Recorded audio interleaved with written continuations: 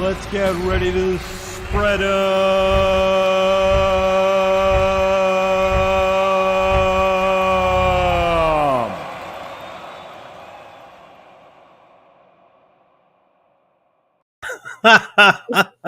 Yeah. All right, we're here.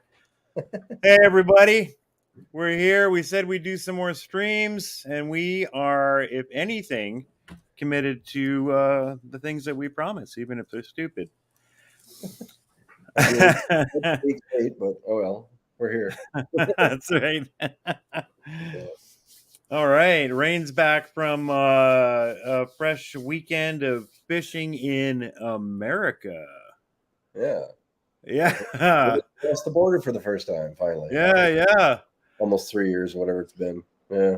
So last time in Haines, Alaska would have been what, 2018?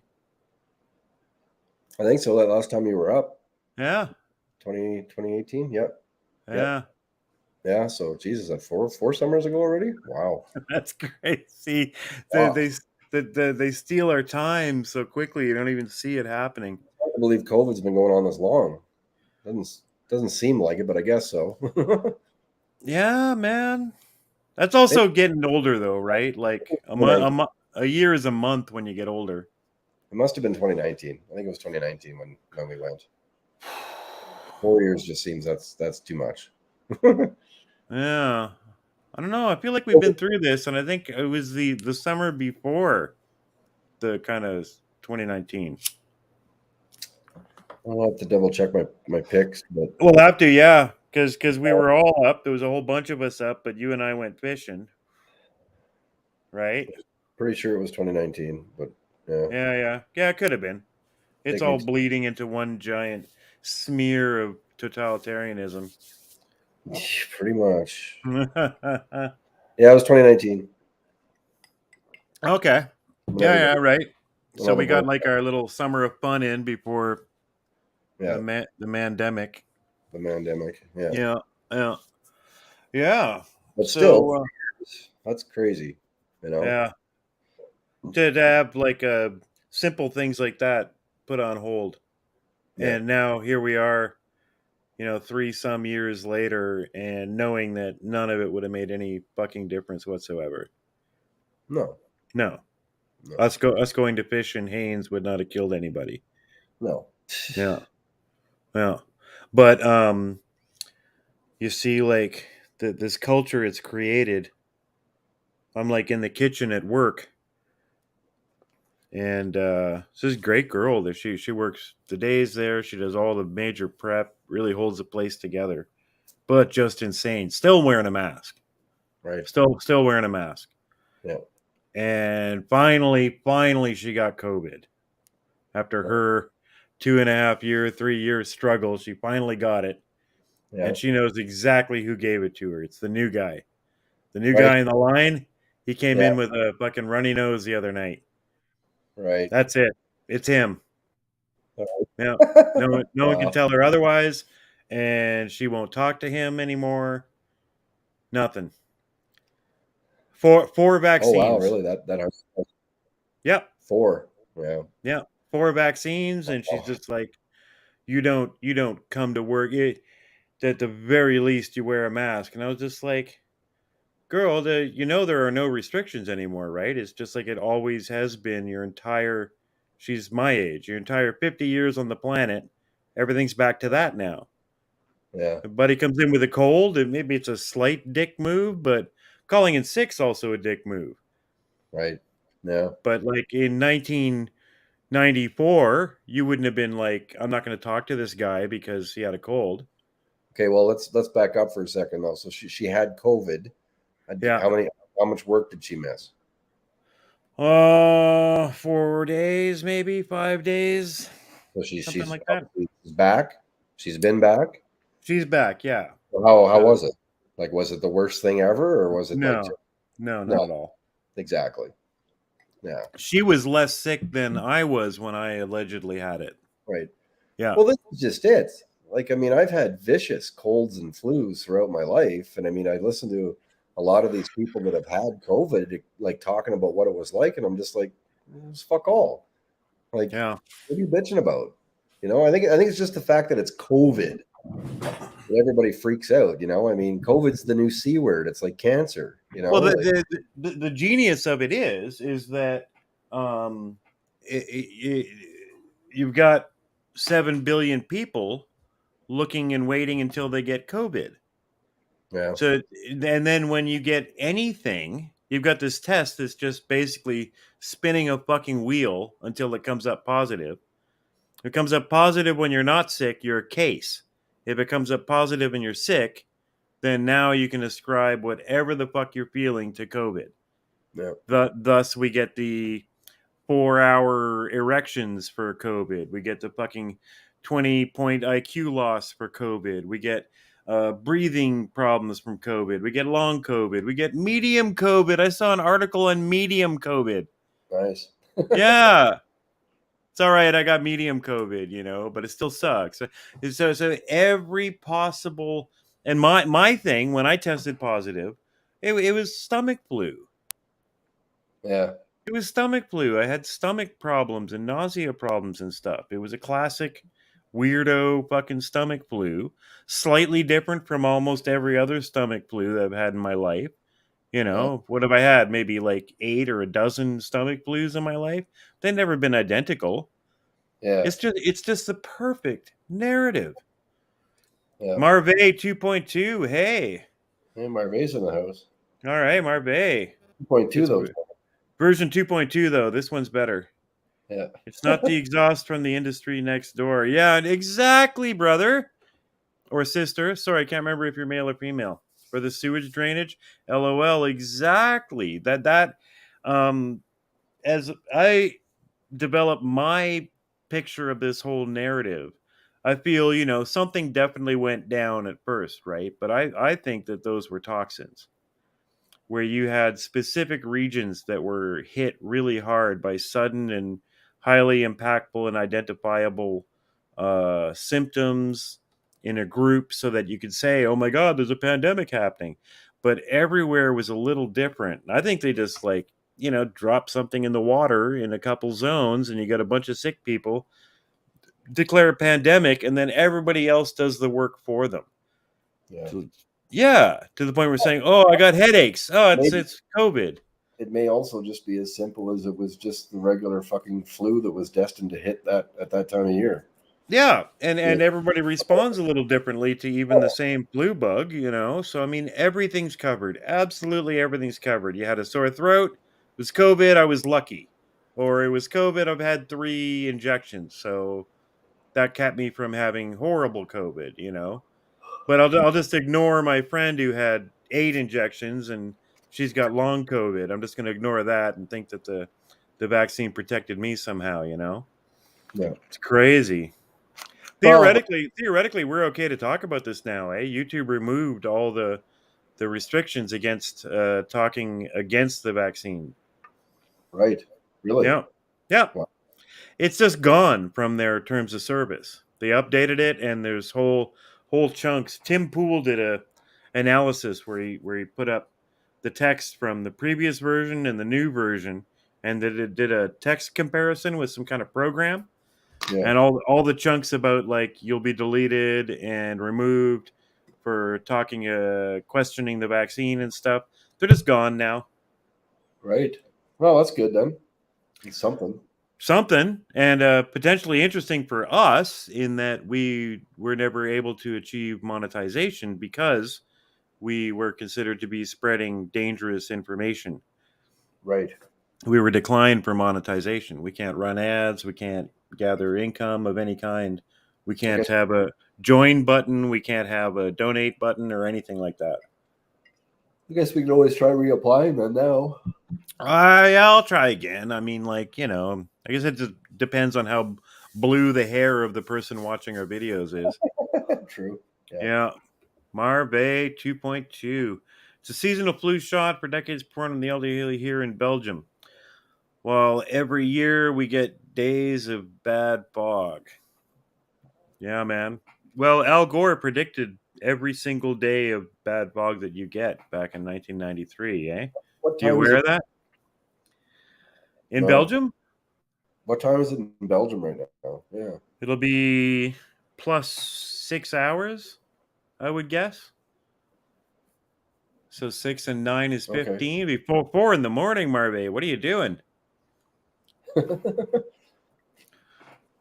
Now scratch that. We don't want to know what you're doing. Yeah, that's okay. Yeah. Probably making a secret batch of chocolate. Marvin can do whatever he So wants. he certainly can. Yeah. He's got freedom for Mhm. now. So Yes, yeah. it's just wild watching still, like even after those latest admissions, and there's been like 2 or 3 good ones come out about the vaccines, and Oh God, yeah. reading some articles, and still the comment section from these same fucking idiots. It's like, oh, it's got to be fake news, or show me the link. I don't believe you, or even if it's true, whatever. Go get your shot for the good of humanity. Like, just Yep. fucking believable, man. How idiotic a lot of people seem to be.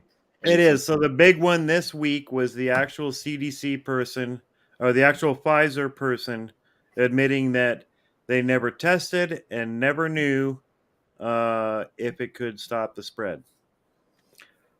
So Yeah, well, every single statement about doing it for your neighbor and doing it to protect grandma and all that stuff is it just an absolute and total fabrication yeah, from day one, yeah, as we knew it was. yeah. Well, Holding the exactly. line till sunrise. Go, Marve. Well, but I mean, that should have been just evident in itself based on the amount of people who were vaccinated still catching COVID. Like, Immediately evident, right? You know, the narrative around vaccination is that you get it and that's it. We destroyed polio. We fucking owned polio. Who the fuck's got polio? Nobody. It's because of the vaccines. That's allegedly. Yeah, well, yeah. We can go deeper on it, but that's the story, right? yeah, Nobody's got the fucking mumps and shit anymore. Like all this stuff, nobody's got rubella. It's who the fuck gets rubella, right? So I mean, like the story was, it's a vaccine. You're done. Wave bye bye to being sick. yeah. But I don't know, man. I just get so fucking tired of like trying to bring it up, trying to make some kind of fucking sense out of it. How are people holding on to even the slightest one of these beliefs about these shots? I don't know. What do they do? I don't know. What do they do? Yeah, nothing. I'll get the 95% line, you know. But we 95. had What, efficacy? yeah, but Well, that's like, we had Deanna on from Canadian COVID Care Alliance to explain how that's like a 95% reduction from point 0.1 to 0.01 or something like that, right? It's like you out of like thousands of people, you're going from like 10 people to like 1 people that had to go to the doctor for symptoms. right. And they claim 95% efficacy. They don't even do that anymore, though. I mean, it's Well, not that. they don't say it anymore, but they don't need to. It's a Yeah, self-propagating myth now. yeah, And so politicized that like, you know, I got like when I got my diagnosis and I got back and I was with that same girl at work and I'm like, it took 3 tests for me to get even a valid result. yeah. And then it said I was positive. And then I had a stomach flu for like several days. I felt like shit. And I told her, I was like, I don't even fucking know if I had it. And she was just like, if it said positive, you had it. I was like, Who was it? what about when it said I didn't have it? Or what about the second test that didn't show anything? Yeah, Does that mean I didn't have anything for, 35 minutes until I did the next one? yeah, Like, right? I had a negative, I had a fucking nothing, and I had a positive. right. Every single one of those was exactly 100% correct, Yeah, but that's where they are. yeah, Ignore everything until you get COVID, and yeah, then it all just falls into place. All your symptoms are perfect. The tests are perfect. The lockdowns are perfect. The vaccine's perfect as long as you have fucking COVID, and everybody's got COVID. yeah. It's like a Team America World Police that everybody has AIDS, AIDS, AIDS, AIDS, AIDS. Right. That's just COVID. Oh fuck. I don't know. It's just yeah. I'm just more and more. I'm just done. I don't even want to. I don't even want to see these idiots' comments anymore at all. Like, oh fuck.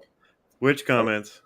Well, any of these idiots who are commenting wherever they're commenting, whether it's Flipboard or just in the media or some article or whatever. Yeah, and you know when I'm discussing works great because I'm so in touch with downtown liberal Ottawa, which is the same as liberal East Coast America or West Coast America, same as liberal. I'll bet Belgium, downtown liberal Belgium, is probably exactly like this too. Yeah, Harvey Black 2, cheers all. Everybody's a version 2 tonight. That's nice. good. That's good. You'll be able to spread more super in your version 2. Good to see you, Harvey. Thanks for joining us. Yeah, man. So I can get a little bit of somewhere with everybody because everybody's discourse is so much more civil. People are so much more accommodating when you're actually talking to each other. You can get somewhere a bit, but there's just always this wall. You're never going to get to anywhere where they're like, "Oh, okay, yeah, right. COVID is just a fabrication to sell drugs and control us." They're not going to suddenly be like, "Oh, wow, you're right. You're right, Well, I engineer. don't You're even so care about smart." getting. I don't care if I could even get people there. I just want to get these idiots to the point where they'll at least admit that the fucking vaccine doesn't work. It doesn't do what they said it would do. Like just That's just the just get big one, there. right? Or even get to the point where they can admit that when the governor of Florida's not, well, it wasn't the governor, it was the Surgeon General of Florida is coming out and saying, yeah, we've seen all this increase in death between the ages of 18 and 39 amongst the vaccinated male population. Maybe we should be looking into this. Like at least 84% increase. like maybe at least admit that, oh, that, yeah, what's going on there? Like something. So But that's the instead, first it's just jurisdiction. a right wing conspiracy. I know. That's the Like, first jurisdiction in the free world that I'm aware of that has recommended against getting the vaccine. Florida? Direct, outright. No, there was Yeah. others. There was others in Europe that have done it already previous to that. I think that's like across the board, men between 18 and 39 should not get the vaccine. I'm not Well, aware of anything else like that. maybe that's, yeah, maybe that specific thing. Yes, that's possible. But even anything like that. Well, I've seen articles. Yeah, Yeah. But are I've you aware of a government saying like you can't take I'm not arguing with you, just curious. yeah. I just off the top of my head, I can't remember which country, but there was at least one or two in Europe that recommended not getting the shot.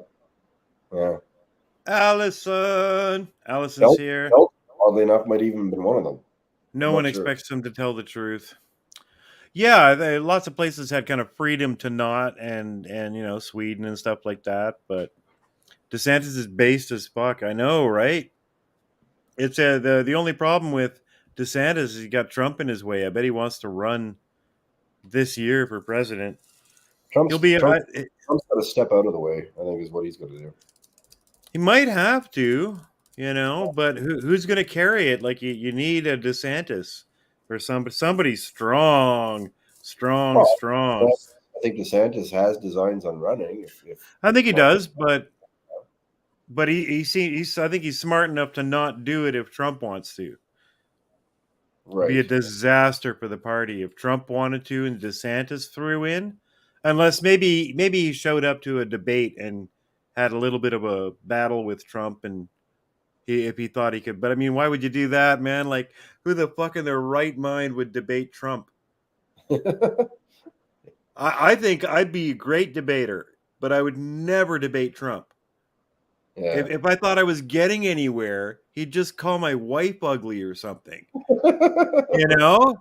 just point out like how I'm overweight or something. He's just like such a bully. You can't win. Yeah. It's like that low energy engineer. Low energy. That's right. Low engineer. Low engineer. Can't trust him. Allison says Trump will totally run. I mean, I think that's the assumption. Who could at this point if he Not gonna doesn't win. run? If He's he not going to doesn't win. run, yeah. Well, I mean, I think they'll make sure of that unless it is time for him to win, right? It Well, yeah, was in 2016, you yeah, know, because I think they've had control of the voting system since 2000. So yeah, whoever's been in, as much as you could always say throughout history that there's like, oligarchs that can exert massive influence on the election system. I think in 2000 it became literal, where you can just like pull some switches and who you want to be president is going to be president. So Well, you got unless he's preordained, he will not win. right, but I mean, you also have to look at the bigger picture, like we've done already. Like, I mean, for some of the good things that Trump did, I mean, he still was the father of the vaccine. He still Yeah, he still does. pushed He all the still code. does. He's still doing it. He gets So, booed I at, mean, at his rallies when he talks about the vaccine. yeah. So I mean, just how based is Trump really at the end of the Well, day? that's Like, always been the question, and I've always been like, he's an 80-year-old businessman. Like, you can't expect him to be like David Icke or something, right? Like, there's only so no, far down the road this guy has ever even thought about going. At the same time, he's a complete fucking narcissist and became president so that he can complete his path to being an American god. So, like, like I never have put too much on him. I don't expect too much of him. It's just that he's so much fucking better than any alternative. And I think that he truly believes the things that he oh, believes, and he's safer than the alternatives. Like yeah, we're gonna get fucking Mitt Romney or something in. Like fuck, yeah, God.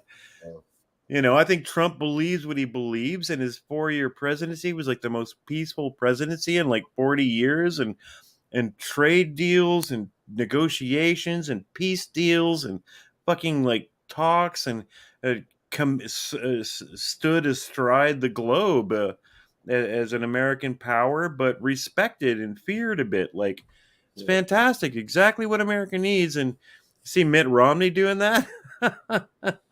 you know, Right. I could see DeSantis. I could see Paul, one of the Pauls, either of the Pauls. Yeah. Are they even Republican though, or are they still kind of independents? Yeah, Republican. Are they? Yeah, Okay. as far as I know. Yeah, DeSantis next Yeah, time. I think you're right, Allison. I'd run. Yeah, I'd be if I was an American, I'd be all over voting for him. Which one? Either Well, it's Paul? Rand, isn't it? Oh yeah, either Well, isn't one. isn't I it? don't know.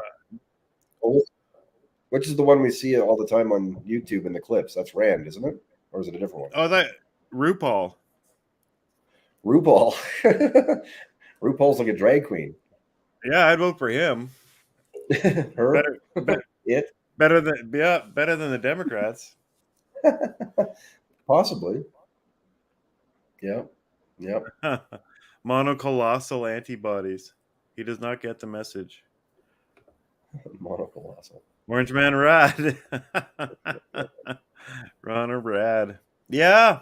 So, I mean, I think, you can see it by now. I think people would be, obviously flirting with the idea of running for president if they were going to, but they can't. They know they can't. They just have to wait until Trump does, because no one's going to mobilize vote like Trump. No one. Well, I mean, admitted, like I will say this. I mean, I'm of the firm belief that Trump did win the last election, running away, but Me it was too. completely rigged, and so I see no reason why they can't just rig it again. So I mean, Oh, watch out! That's still in the YouTube terms of service. We can't say that. right. Yeah, we think it was figged. We think it was fake. We think it was It was fake. Yeah, it was jigged. It was Gary. Gary Kasparov. Bottom- Marve 2.A. So I was just gonna say. So bottom line, I mean, I see no reason why they don't fig it again. Like Yeah. Yeah, well, yeah, like we were just saying. Democrats are smart. They'll run somebody other than Biden next time around. Oh God. I mean, They- they must be just shitting their pants every time they have to put him out in front of a camera. oh, they can't possibly run him again. Like, I mean, I'm Ugh, shocked he's made it this far. it's just been sheer luck, and then the sheer, hatred that they made for Trump, that they would have voted for a large stump of wood Yeah. with some moss on it to make it look like hair. They would have voted for that. You remember that article? It was like New York Times put out. It was like, we only need the corporeal form of Biden. Yeah. Just don't die, and we'll vote for you. Yeah. Even the So even the king on his deathbed in House of Dragon is more fucking coherent than Biden. yeah, for real. At least he wants to have dinner. You know Yeah. the so now, after 2 years of exactly what we said was going to happen: runaway inflation, rampant crime, and international war. That's what you're going to get if you fucking vote for the Democrats. We Yeah. told them, we told them all through the fucking run up. Everywhere you could look on any of our media, you could just look, guys, here's exactly what's going to happen. And it's Yeah. all come fucking true. So Yeah. he can't ride just the Trump hate anymore. Well, you would You think. know? Yeah, well, you'd think, but geez, they're addicted to it, eh? I mean, it's really Oh, bad for them. well, that's just it. They can do no wrong. I mean, they're just a bunch of virtue signaling idiots that think whatever they believe or they're espousing is just righteous and true, and Yeah. any counter argument, narrative, whatever, is just fascism and Nazism. I Well, mean, that's just and if anything does go wrong, you just change the definition of wrong. It's yeah. easy. Yeah, you just What move the else is goalposts and you're all off again. Going to yeah. interject here, Marve 2.2. The Dutch send a link on YouTube. The Black Umbrellas Den Haag. It was a protest the 2nd of October. Oh, yeah? Den Haag is The Hague, I presume? Is that more farmers throwing shit on the parliament there? Zero Null. Hey, welcome. Whether DeSantis is VP or stays Gov. Oh, we missed one of yours there. Think you need both to go against the deep state. Oh, do you? All right. Let me Yeah, write that down. Let me just so I'm going to get a pen here. let me see if I can squeeze it Go under. against the deep state. Okay, thanks, Zero Null. Until now, I was all for the deep state. Deep state. Thanks, Deep man, for state. turning us around. Oh god. Monocolloidal. I liked your other one better. Monocolossal antibodies. Don't steal it again. We were watching. You were watching before, Allison. Everybody was watching the first time. You know. Yeah, people are waking up. It's turning, even in a mild country like Canada. We're seeing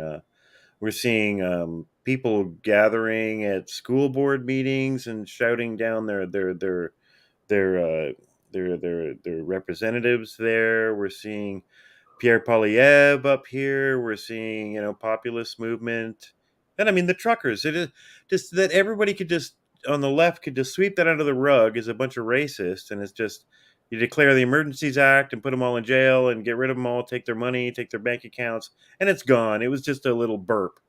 It was just a little bit of indigestion in the perfect liberal society that is Canada. No, no, it wasn't. It's a giant fucking groundswell that's coming for you.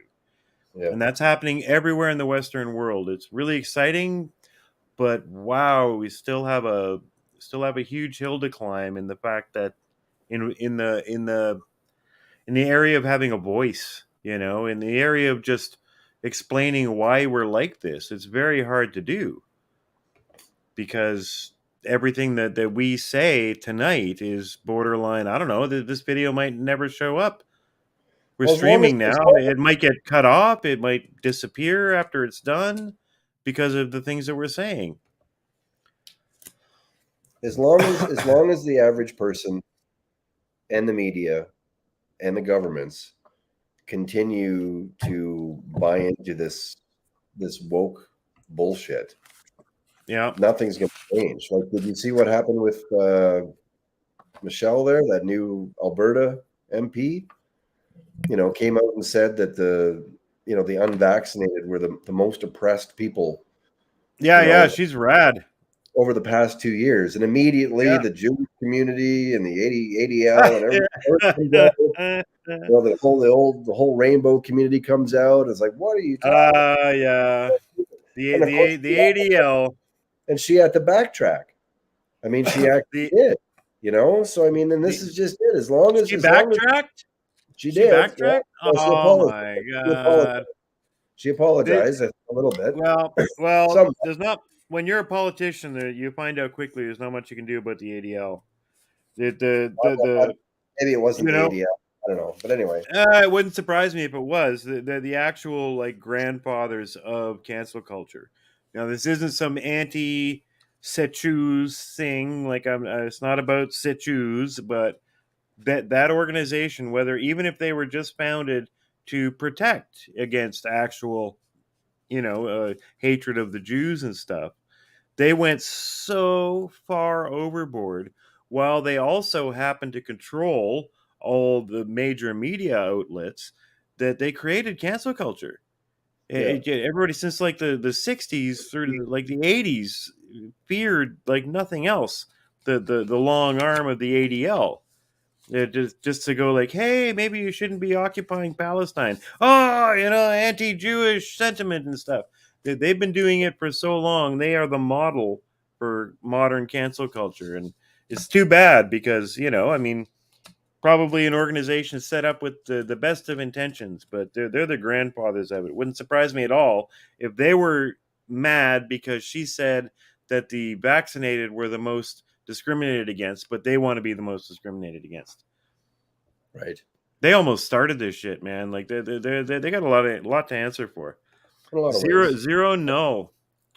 Sorry, I missed your Ukraine info. Any thoughts on a surprise peace deal before the midterms to boost Biden? Oh, that's interesting. Uh, Yeah, we titled the stream the Ukraine thing because I got this video I just watched just before we even kind of agreed that we were coming on tonight. I watched this video and I can't wait to show it to Rain and you guys. That just shows the absolute depths of what people are willing to believe about what's happening over there. Um, I I, can't see a surprise peace deal myself. I mean, maybe, but well, I mean, here's the thing: Ukraine's not going to win this war. well, I don't I, that, and I don't think the Democrats and the deep state want peace.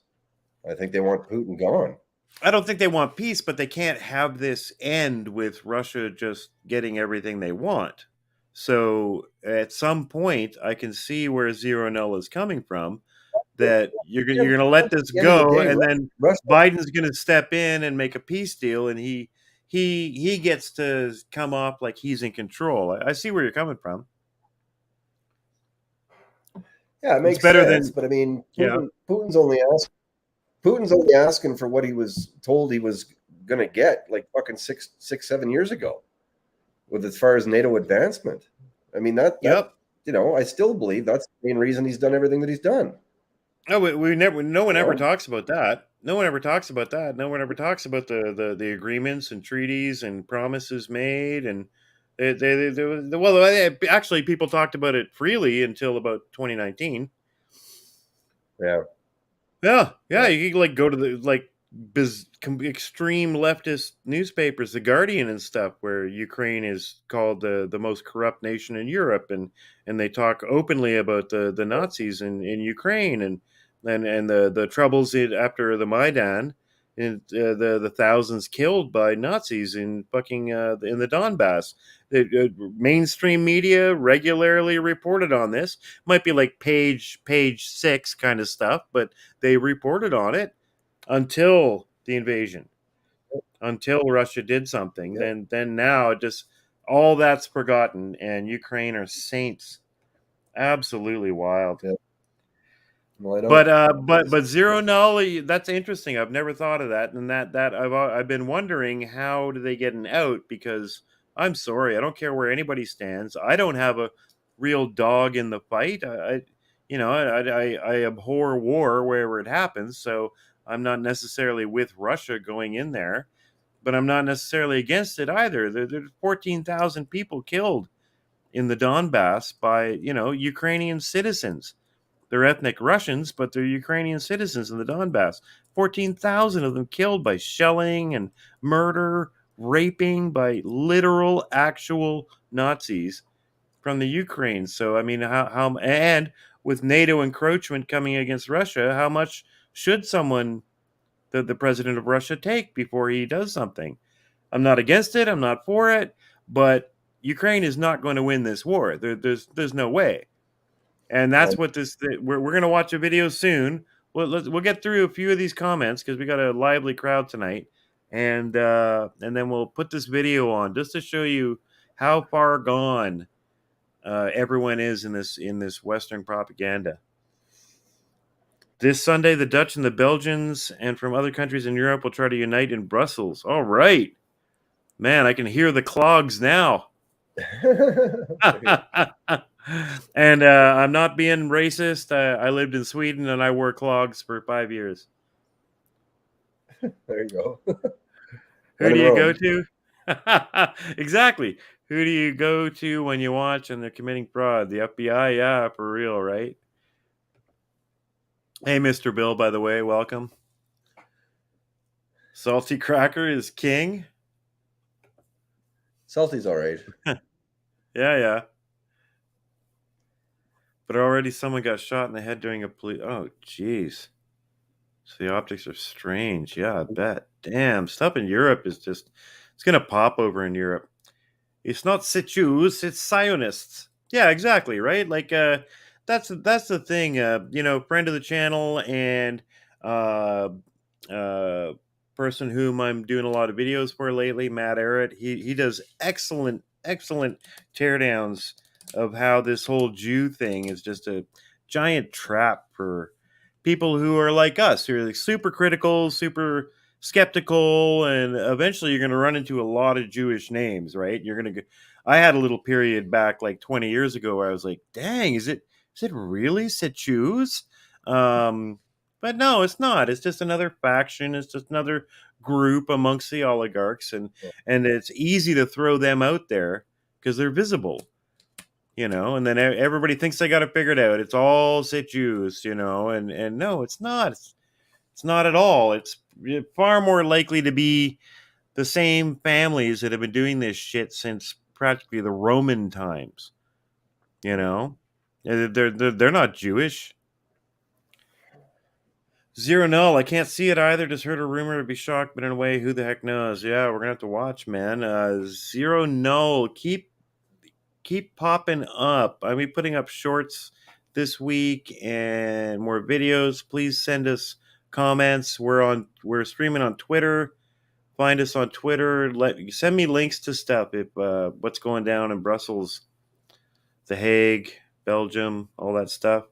I wonder if Biden can wipe his butt. I really, really wonder. Zero Null, that and the coup in 2014 and the shelling of the Donbass. But yeah, no one knows about that at all. I very carefully get into this a little bit with my young downtown Ottawa co-workers and some of the clients I have in the studio. Sometimes I can kind of get there. No idea about any of this stuff. And the media and the state departments and stuff, they took care of this really quickly. One of the first things they jumped on right at the start of the invasion was that famous quote by Putin where he said Ukraine has a Nazi problem. And they jumped on that and they ridiculed that so much that it was just instantly like Alex Jones to even talk about the Nazis in Ukraine, when there's just literal YouTube videos where actual Nazi guys that are in the Azov battalion in Ukraine sit there and gloat about what Nazis they are and how they're going to kill everybody, and that all the liberals in the West will cheer them on while they do whatever the hell they want. Yeah. Zelensky, yeah, I like that clever Zelensky spelling. That wouldn't surprise me. He kind of looks like it. He looks a little Gary. Well, should we watch the video? Yeah. I'm gonna get that going. I need to get a drink and engineer the bathroom. So I'm going to get this started. We'll just do the share here. So great. We had like 12 people on there at one point. Great to see everyone. Still getting 100 something, 200 views after our streams, which is great. Okay, so are we seeing that screen? Yep. Still seeing that screen? Okay. Oh, dang. I'm going to redo this. I'm not sure if I actually shared the audio. It's kind of weird that way. There you go. One sec. Yeah. Phew. Brave tab. Yeah. Oh, share audio. All right. I'm on it. Okay. Cool. So we're going to play this. This is the infographics show. Until recently, that subscribe button was lit up for me because it's kind of like a low rent animation channel that does cool history stuff, geographical stuff, science stuff. But this will show you how far these things have gotten in. I'm going to press play and then I'll be back in like 30 seconds to comment on this piece of shit. Let me know if you can hear it. 24th of 2022. Can you hear that? I can hear Getting it, yeah. audio? Okay, Yep. good. I'll restart it. Here we go. 24th of 2022, Russia launched an invasion of Ukraine under the guise of a special military operation. In reality, this was an all-out war against its neighbor, whom it wished to bring back into the old Soviet-era fold. Ukraine, however, had no desire to be Putin's puppet, and the war for Ukraine was on. Yet from the very start, it seemed as if Russia did everything it could to not win the war. Does this mean that Ukraine is actually winning, though? The initial Russian offensive played out much as Western observers had expected it would, at least for the first few hours. Large missile and standoff weapon attacks against Ukrainian military facilities, troop formations, radar, and communication nodes. A missile and aerial blitzkrieg descended upon Ukraine, which fielded a military a fraction the size of Russia. And yet, keen-eyed observers could tell, even through the fog of war, that something was not quite right with the Russian offensive. When the United States and allies launched Desert Storm in 1991, they were facing one of the world's largest armies protected by one of the world's most sophisticated air defense networks. In order to eliminate Iraq's ability to fight, the very first thing that the US and its allies did was destroy Iraq's air defense and command and control networks with an aerial blitzkrieg of cruise missiles and air attacks. Within 48 hours, Iraq's formidable Soviet-built air defense network was in tatters, and friendly aircraft ruled the skies, allowing them to devastate Iraqi ground forces. Yet, in the Russian invasion of Ukraine, which was expected to follow a similar doctrine, this did not appear to be happening.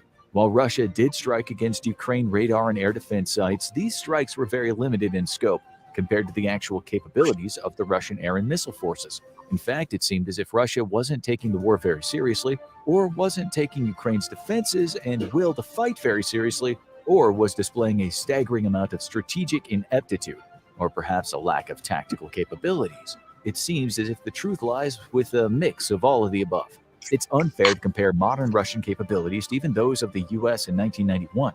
For starters, the US had the help of many allies, and American equipment, training, and doctrine are simply superior. US investment in smart weapons far outstrips that of Russia, as does its investment in targeting pods for aircraft, special mission airframes, and tracking and surveillance capabilities. Yet, despite the disparity in capabilities, Russia, at least on paper, should have been able to launch an overwhelming and effective counter-force strike against Ukraine that would have been crippling to its ability to defend itself. It became very apparent very quickly that Russia was not devoting a large amount of its combat air power to the mission. It also seemed to be launching only a limited number of strikes with its stockpile of smart munitions, a stockpile that has always been significantly limited in size. When 2 planes fell out of the sky during the first 2 days of the invasion due to maintenance issues, the West started to get the idea of why large amounts of Russia's combat air power might not have been dedicated to the fight. While unconfirmed, there's a possibility that Russia's maintenance and logistics simply couldn't afford to support a large percentage of its combat air power at the same time. While unconfirmed, like the 3 minutes in, the guy hasn't said a single thing that's provably true. Can you hear me? Yeah. Yeah, good. Just absolutely wild. So the guy's like let's go back. We have to stop it, otherwise we'd actually be liable for just using his video. We have to transform it for fair use policy. Right. 2022 So, Russia. I mean, first of all, look at this. I mean, I love this. The fucking look at them. They're doing like the Nazi thing. Like these are the angry Russians coming in. We're gonna take your Ukraine from you. Launched an invasion of Ukraine under the guise of a special military operation. So the guy says it right there, under the guise of a special military operation, and that's what Russia has called this: a limited engagement. They spelled it out to protect the Donbass regions, which had voted democratically to break away from Ukraine, to protect them. That's what's special about it. That's why it's a special operation and not an invasion of Ukraine. And then it's like he sets up a whole straw man out of this. Like that, oh, well, they called it a special operation, but it really was an all-out war to take over Ukraine. But then they totally failed to destroy Kiev. Well, they never did. That's never the goal. Yeah. He compares it to Iraq, where that was the goal. Right. Yep. And guess what? The military superpower came in and just bombed the fuck out of the place until they said, we give up, and they just walked in. That's exactly what Russia would have done if they wanted to take over the entire country of Ukraine, this is one of the biggest problems with this entire story, is that no one has looked into this enough, no one's thought about this enough on the left to realize that it's not Russia's intention at all. They're not failing at all. You look at the map, and there are the regions, the what are they called, oblasts, the actual regions that broke away from Ukraine, and that's what they're holding. Yep. That's it. That's it. They're doing exactly what they said they were going to do. And this moron is putting this up with, I mean, my God, how many views? Almost 1 million views. Wow. There are going to be people watching this and believing this bullshit. In reality, this was an all-out war against its neighbor, whom it wished to bring back into the old Soviet era fold. Right? Like, because Putin got up and he said, yeah, we want to bring back into old Soviet fold. Like, where's that quote from? Like, why are you stating that? Yeah. What's that based on? There's some kind of statement where Putin has said that he wants to recreate the Soviet Union and he wants to angrily get all the old Soviet Union band back together. Find me that quote, asshole. Ukraine, however, had no desire to be Putin's puppet, and the war for Ukraine was on. All right. Yeah. Fuck you, Russia. Yet from the very start, it seemed as if Russia did everything it could to not win the war. Look at this. This fucking stupid idiot Russian soldier. He doesn't even know what to do with a grenade. Does this mean that Ukraine is actually winning, though? The initial Nice font. Nice font, asshole. Russian offensive played out much as Western observers had expected it would, at least for the first few hours. Large missile and standoff weapon attacks against Ukrainian military facilities, troop formations, radar, and communication nodes. So that red shit on the map? Yeah. On the east side, that's the Donbass. And that's exactly what Russia showed up to take over. You know? Kiev's way over here on the west, near where they're showing that giant tower. Yeah.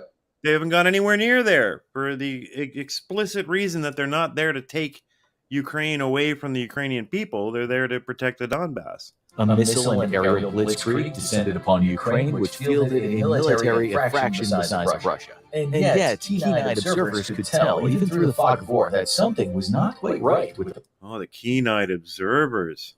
the Russian offensive. When the United States and allies launched Desert Storm in 1991, they were facing one of the world's largest armies protected by one of the world's most sophisticated air defense networks.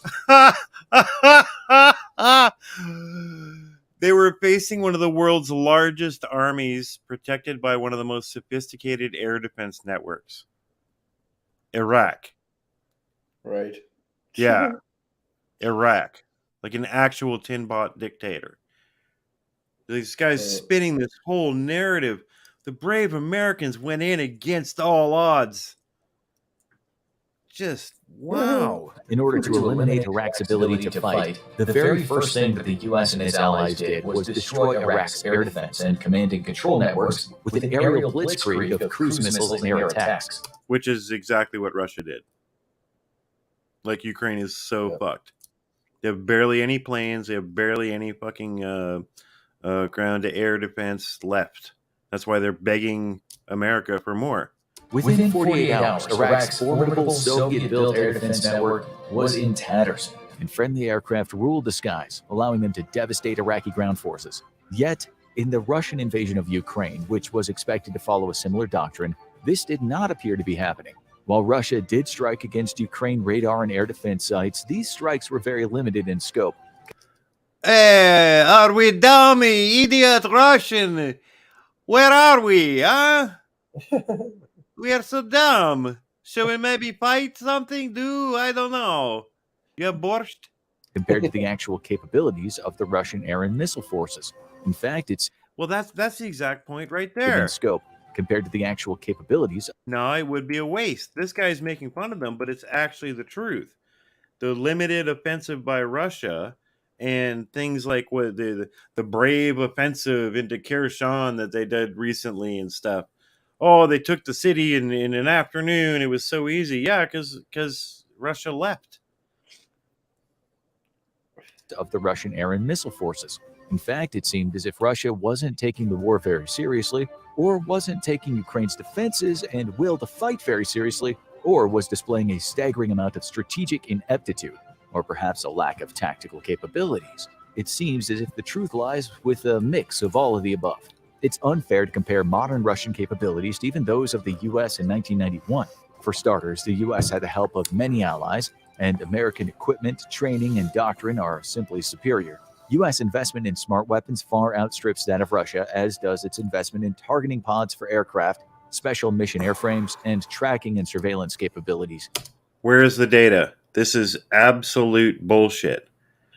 Russia is a military superpower.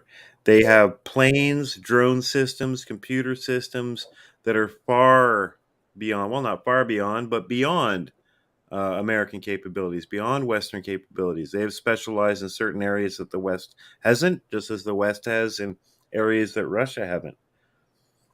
Just capitalizing on public ignorance of Russia to say that they're just like this tin pot. They're all just like, they're still driving these 1987 cracked up tanks around. It's all going to break as soon as they hit a bump in the road. And it's ridiculous. You know, you saw Top Gun, right? Yep. The jets and the enemy jets in Top Gun, the ones that can like spin around in a circle in place. Those are Russian jets. Arguably better than the F-22s or whatever over here. Yet, despite the disparity in capabilities, Russia, at least on paper, should have been able to launch an overwhelming and effective counter-force strike against Ukraine. Yeah, you think? That would have been crippling to its ability to defend itself. It became very apparent, very quickly, that Russia was not devoting a large amount of its combat air power to the mission. It also seemed to be launching only a limited number of strikes with its stockpile of smart munitions, a stockpile that has always been significantly limited in size. If you check even the State Department press releases, Russia launches 30 to 100 sorties a day. Right. Where is this guy getting this information? Oh, they didn't launch enough planes. Like, what the fuck are they talking about? When 2 planes fell out of the sky during the first 2 days of the invasion due to maintenance issues, the West started to get the idea of why large amounts of Russia's combat air power might not have been dedicated to the fight. While unconfirmed, there's a possibility that Russia's maintenance... Whoa, what's up with that girl? She's non-binary. She brings a power. She brings a power. Logistics simply couldn't Oh, him too. Nice goat. afford to support a large percentage of its combat air power at the same time. This, as we've come to find out, would be in line with Russia's doctrine of bluffing the West with the size and capabilities of its military. It's a bluff. Brilliant. However, the truth also likely involves a significant amount of complacency on Russia's behalf and underestimating Ukraine's ability and will to fight. No one was ever trying to occupy Kiev. This is ridiculous. They Yeah. never stated that they were going to take all of Ukraine and make it Russian. It's just like so stupid. The first 3 days of the war saw a lightning assault by Russia's elite paratroopers on airfields around Kyiv. Within 48 hours, the assault And they're all so angry. had been defeated by Ukrainian forces, and Russia's most elite troops were killed or captured. The assault was immediately puzzling to Western observers, who noted that there seemed to be the goal of establishing an air bridge to reinforce these assaults. Ground forces attacking south from Belarus might have been meant to reinforce these air assaults, but they were quickly mired down by determined Ukrainian defenders. Reinforcements were critical for the Russian air assaults because, by their nature, airborne or air assault forces are light infantry with no heavy vehicle support. At best, these forces can count on light infantry fighting vehicles and in some militaries on light tanks. While air assaults are great for surprising the enemy and seizing territory behind the front lines, they're incredibly vulnerable to rapid reaction forces, which can easily overwhelm them, just like the Allies found out in Operation Market Garden during World War II. Now it seems as if Russia stumbled right into its own market garden with equally disastrous results. Russia had completely overestimated its ability to move forces from Belarus to the outskirts of Kyiv in time to reinforce the air assaults, even without any significant enemy resistance, and it would have been foolish to expect anything but heavy and determined resistance. Russian logistics are incredibly poorly suited for supporting operations far from railroads, through which Russia ships most of its supplies. Oh, those fools. They're just so foolish.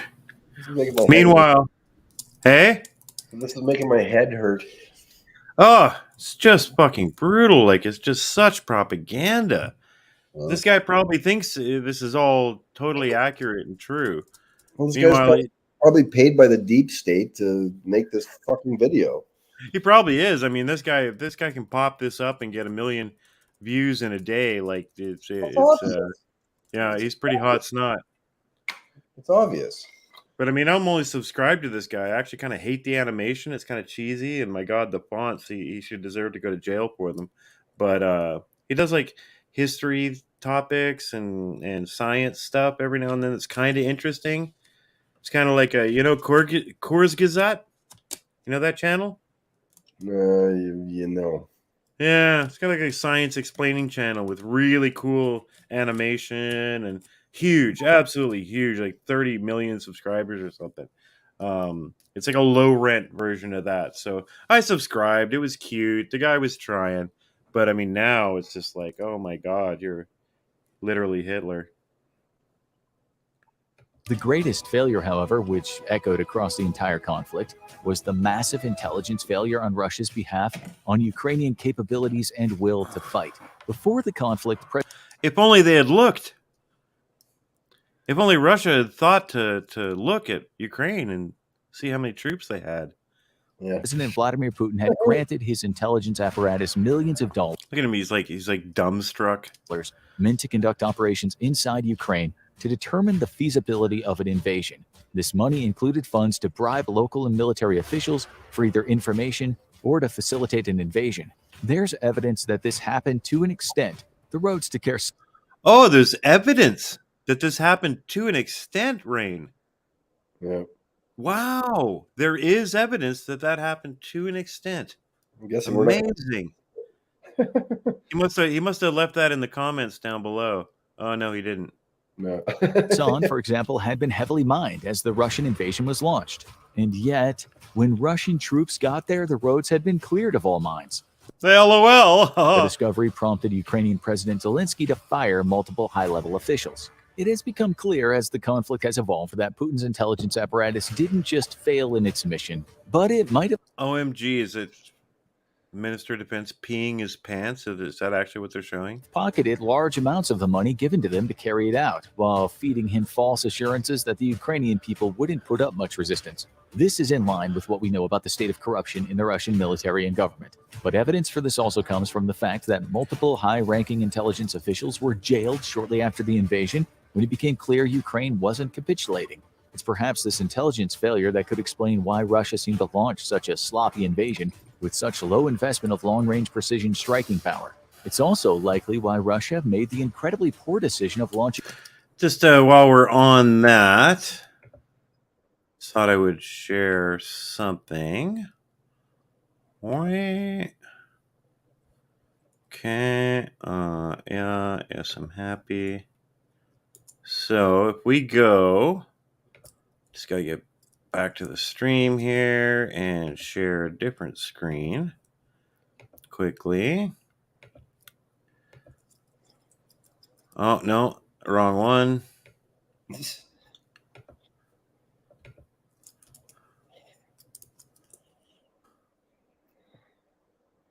This is hard doing this, man.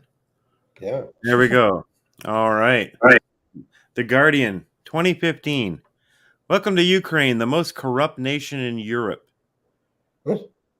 So this is a year after the American-backed coup in 2014, after the Maidan, after the George Soros bought and paid for quote-unquote color revolution in the Ukraine, which ousted the democratically elected government and put the Nazi-backed parties in that would give us Zelensky.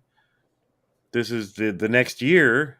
The Guardian has no problem reporting on Nazis in Ukraine, on corruption in Ukraine, all this stuff. But now it's That was under Obama? that Or no? was yeah. This would have been halfway through Obama's last term. Would have been Yeah.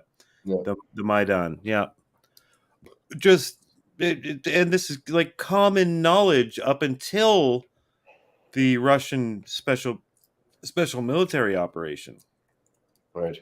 Up until then, it's the most corrupt nation in Europe. It's run by Nazis. The Guardian goes on to have multiple exposés about the extremely troubling nationalist movements, their genocide, basically, of the ethnic Russians in the Donbass. Very well chronicled. And anyone who gave a shit could have read about this for years leading up to Russia's invasion. They could have read about the agreements. What are they called? The Kursk agreements? I can't remember. Everybody signed off. Like, Ukraine's not going to join NATO. America's not going to push Ukraine into NATO. And Russia's like, if you do, we're going to fucking attack. Yeah. This is all spelled out in the years between 2014 and 2022. It's clear as day. And now everyone's pretending like it didn't happen. You know? So you know, like I said, I'm not for Russia doing this necessarily, but as time goes on, I'm having trouble seeing what else Russia could have done. Love you too, Allison. Yeah, William Justice. Errett. Yeah, all right. Welcome, William Justice. Good to see you. Errett is the most knowledgeable person about the British Empire since LaRouche. Excellent insights. Yeah, you know, I had no idea the dude existed, even though he's a couple hours away from me, until I saw the coronavirus grand jury conducted on Rumble. And he was one of the opening witnesses to set the stage for kind of to explain kind of the oligarchy that's running things in the background and how they could benefit from a pandemic. And he just hit that shit. Really impressive, you know. Oh, where'd he go? We have lost engineer. Oh, maybe he's back. There he is. Oh. On my trackpad, and I went back in the browser. This is the problem with the browser-based broadcast system. I just got really into things, and I made like a gesture with my hand, and it went back in the browser. Yeah, and so you know, like everyone is like, oh, it's the trannies, oh, it's the Jews, oh, it's the this, it's the that, it's the right wing, it's the left wing and stuff, and it's like, really, it's like Anglo-American banker alliances that go back through time, through centuries, to the Venetian bankers who really nailed this kind of international banking loan system down, that evolved out of the Roman Empire, it's quite a clear line, and Arid is one of the few people to really be sustaining that, where you hope to get these kind of clear insights through history from the Alex Joneses and David Ikes and stuff. They always end up kind of going off into really wild shit. Arid's really good for getting this direct historical line, so you know who the fuck you're dealing with. You're dealing with families and bloodlines that have been doing this for hundreds of years, which makes it seem hopeless, but at the same time also hopeful in that they haven't won yet. Feels like they're close all the time, but they're not in charge yet, and they've been trying for like 1,200 years to get complete control of the entire globe and the economy, and they get closer each time, but they haven't done it yet. It's really hard to get 7 billion people to do exactly what you want. William Justice says, using less than 20% of their capabilities, Russia has already largely diminished weapon stocks in Ukraine and the collective West. And the party's just getting started. Dude, it was draining my brain and it was draining Rhain's brain. Like, that video is just so bad. At the end, he claims 250,000 Russians have died.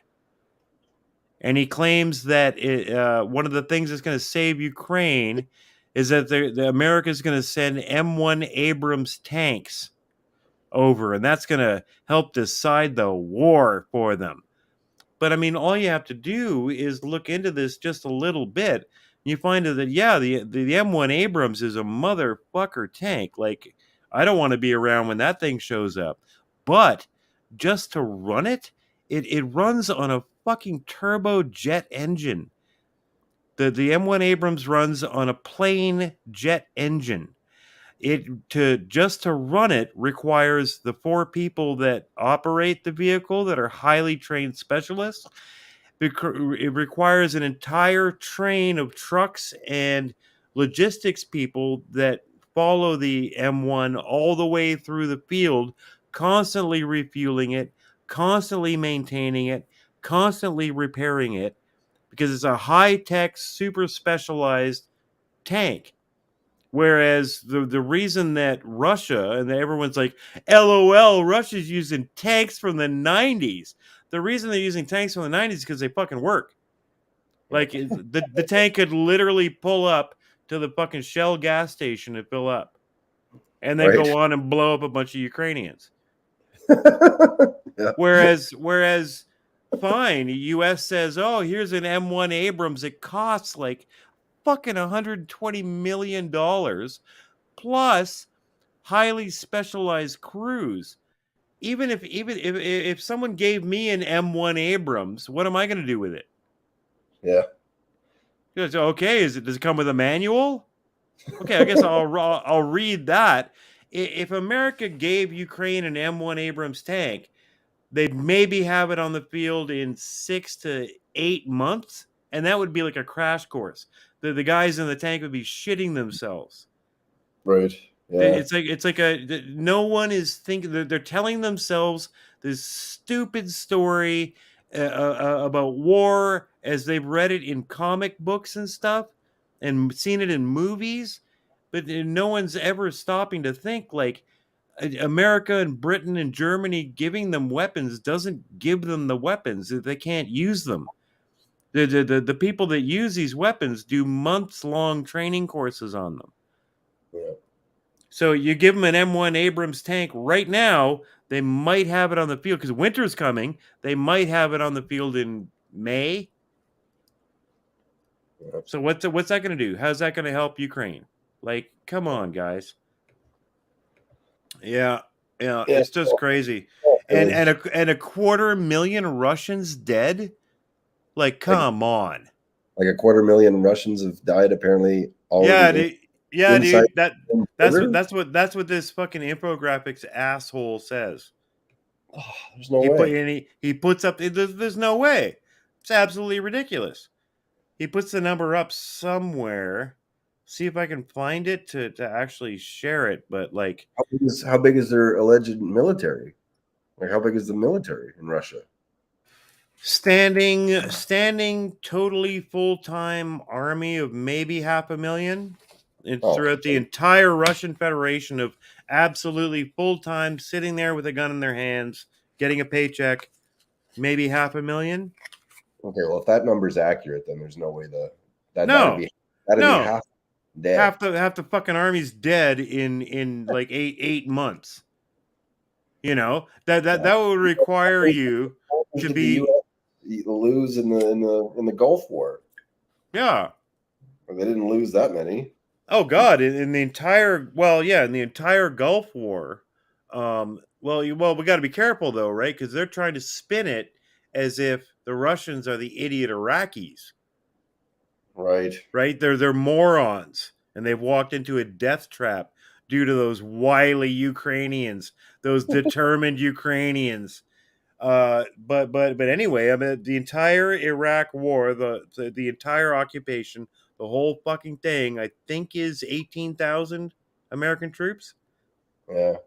The Right. whole thing, and I'm really throwing that off the top of my head based on what I've learned over the years. I could be wrong by a certain factor, but it's something like that. But on the other side, the Iraq side, it's 1,000,000. Right. Wow. Yeah. It's 1,000,000, and that's including civilians. But they ran out of troops in the first fucking 2 weeks. Yeah. Pretty much. Yeah. For 2 days. It was just a fucking shooting gallery. It was just a fucking pig shoot, and then this guy's making this video, and he's trying to make it seem like it's a Russian pig shoot, like they're just fucking dropping dead like flies. It's not. It truly is a police operation. They've moved in, and he's like, "Yeah, they didn't bomb Kiev, and they didn't take out all the anti-air missiles, and they didn't take out all the radio communications. No, of course they didn't, because they're not there to take over Ukraine like America was with Iraq. They grabbed the Donbass and stopped, and they waited. And then when Ukraine does its brave counterattack into Kherson, and they took Kherson back, it's because Russia left. They barely lost anybody in relative war terms. Yeah. And they're just spinning this whole fucking story. My God. Marve 2.2, and prices go up, down, everybody is buying. It says the OPEC Plus is prepared to bring less barrels to keep the price up. Diesel, $8 for a gallon in Belgium. I'm old enough to remember as a child lines at the gas station. And we're there again. This is where we're at right now. OPEC is, I can't even blame them. They're just taking advantage of the situation. They're gonna build some more Earth-shaped islands into the bay in Saudi Arabia with all this extra money they have. I never heard anything about air assaults. I heard about painstakingly developing supply lines, as in Russia. Yeah, well, Russia. I mean, this guy's like, he's making fun of them in the video because they rely on trains. But I'm sitting there going like, hey, wait, trains are great. When you have to resupply an army, is there anything better than a train? It's fucking fantastic. If like all this shit that America and Britain and Germany are sending to the Ukraine. So one of the biggest things in wars that people don't know about is that but everybody knows it in their soul once they hear it, is that you got a tank and it's rolling down the fucking road. You get like a rock big enough in the tread, and now it's fucked up. So it needs to go to the shop, and you got to fix the tread before you can get the tank out on the road again. Ukraine can't do that with the arms they're being sent by foreign countries. They have to send it to Poland. They have to send it 1,200 miles away to get repaired. And then Poland's got to ship it back to them because they got a rock in the tread. Meanwhile, Russia's just like, fucking, oh, we have rock in tread. Okay, put on train. Yeah. Yeah, this guy in the video is making it sound like a negative. Fuck you. They have an entire infrastructure set up. So there's something wrong with your truck, fucking send it to the shop. The shop's right there. Put it on a train. It's fixed. Minsk.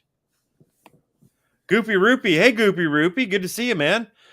Way of looking at the same people that lied to me about Coop are probably lying to me. No shit, bro.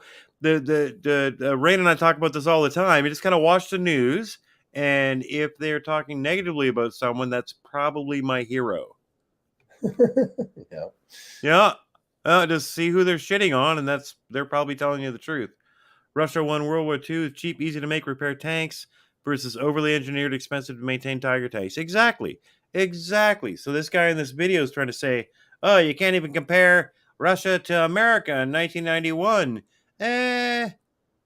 Right, except Russia can repair, maintain, and replace everything that they have. Who cares if it's a Soviet tank? And the guy completely misses, as I said, the evil planes in Top Gun Maverick. Those are the modern Russian planes. You can just fucking spin in circles and then throw homing missiles on you, and like before you even know they're there. Like this narrative that they're a bunch of idiots and they have no idea what's going on. It's so laughably stupid. That how do people take this in without even questioning? Hey, hold on a second. Maybe the American media is kind of spinning this a little bit. Yeah. Yeah, like Putin's in there and they're like, what? Oh, the Ukrainians are fighting? What? Oh, what do we do now? I don't know. Billy Joe, yo. What are you talking about? They didn't take Kershaw back. Maybe I'm using the wrong reference. Isn't that where they did the big offensive? Maybe I got the wrong town. Sorry, man. I have a lot to keep up with. It might not be the right town. Can maybe pull up that map. There's the new Atlas on YouTube. If anybody here is not following the new Atlas on YouTube, find that channel and follow it. And that guy comes on every day and does updates on the offensive there, using State Department and pro-Ukrainian maps and press releases. Updates us all on what's going on. He's a former army guy, so he knows the details about what it takes. And it's all this shit that I'm saying tonight about, like, I learned it from him. Like he's like, you get an M1 tank, great, but you can't drive it for 6 months. I'm learning that from people like him. So the new Atlas and the Duran is in Duran, except only one Duran. The Duran and New Atlas, fantastic sites on YouTube for getting balanced updates on what's going on in Russia. Trains can carry more, but tracks more vulnerable. True, but Russia has an unimpeded road system all the way from the motherland all the way through to the Donbass. So I mean, they can blow up a track. It might take the train off the tracks for a while, but they have dozens of roads all feeding into the area anyway, and permanently set up maintenance facilities with highly trained specialists that can get that rock out of the tank tread in an hour and get it back on the road and get it to the front lines, whereas Ukraine is sending shit to Poland to get it fixed. Lehman that Ukraine took back. Yeah. I'm trying to think the name of that site is Ukrainian map.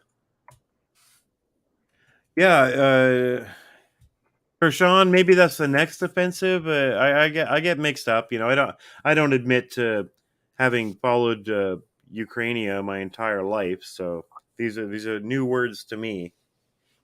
I think maybe Kherson is the next offensive that people think is happening.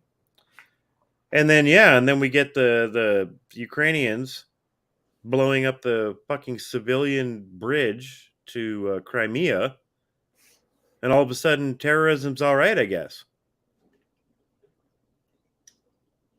As long as it's our guys, we can commit terrorism.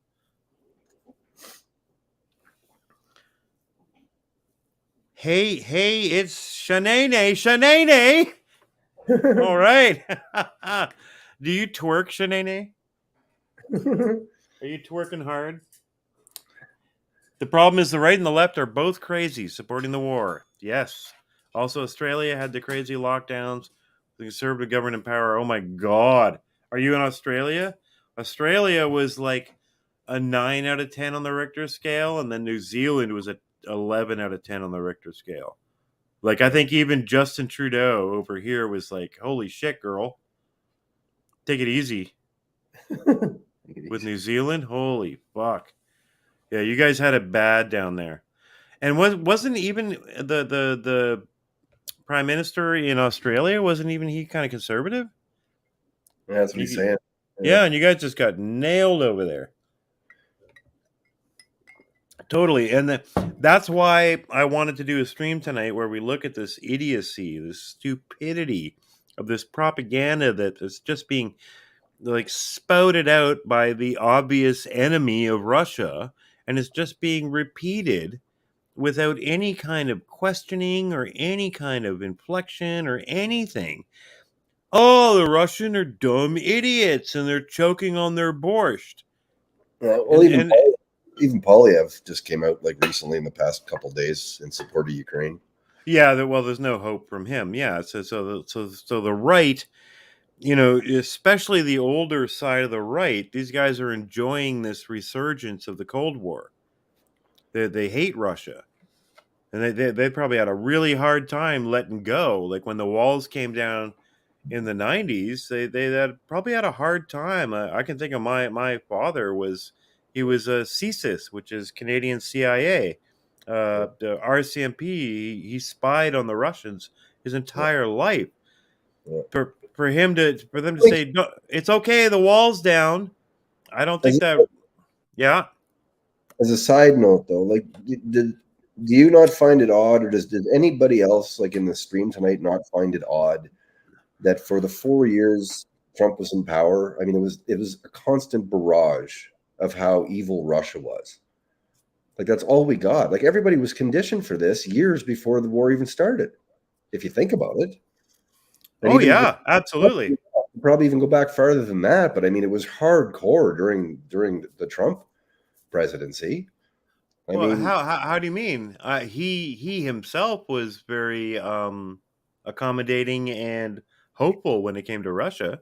Trump was right, Yeah. but I'm talking about the media. Oh yeah, God. Media is the Like portrayal of Russia and everybody else who wasn't even remotely a Trump supporter, and even some that were.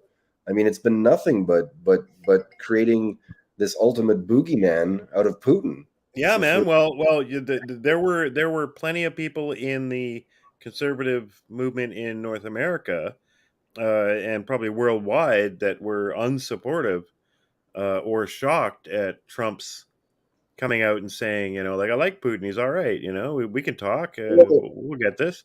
well, the only point I'm making is that the general public in the West, anyway, and obviously parts of Europe.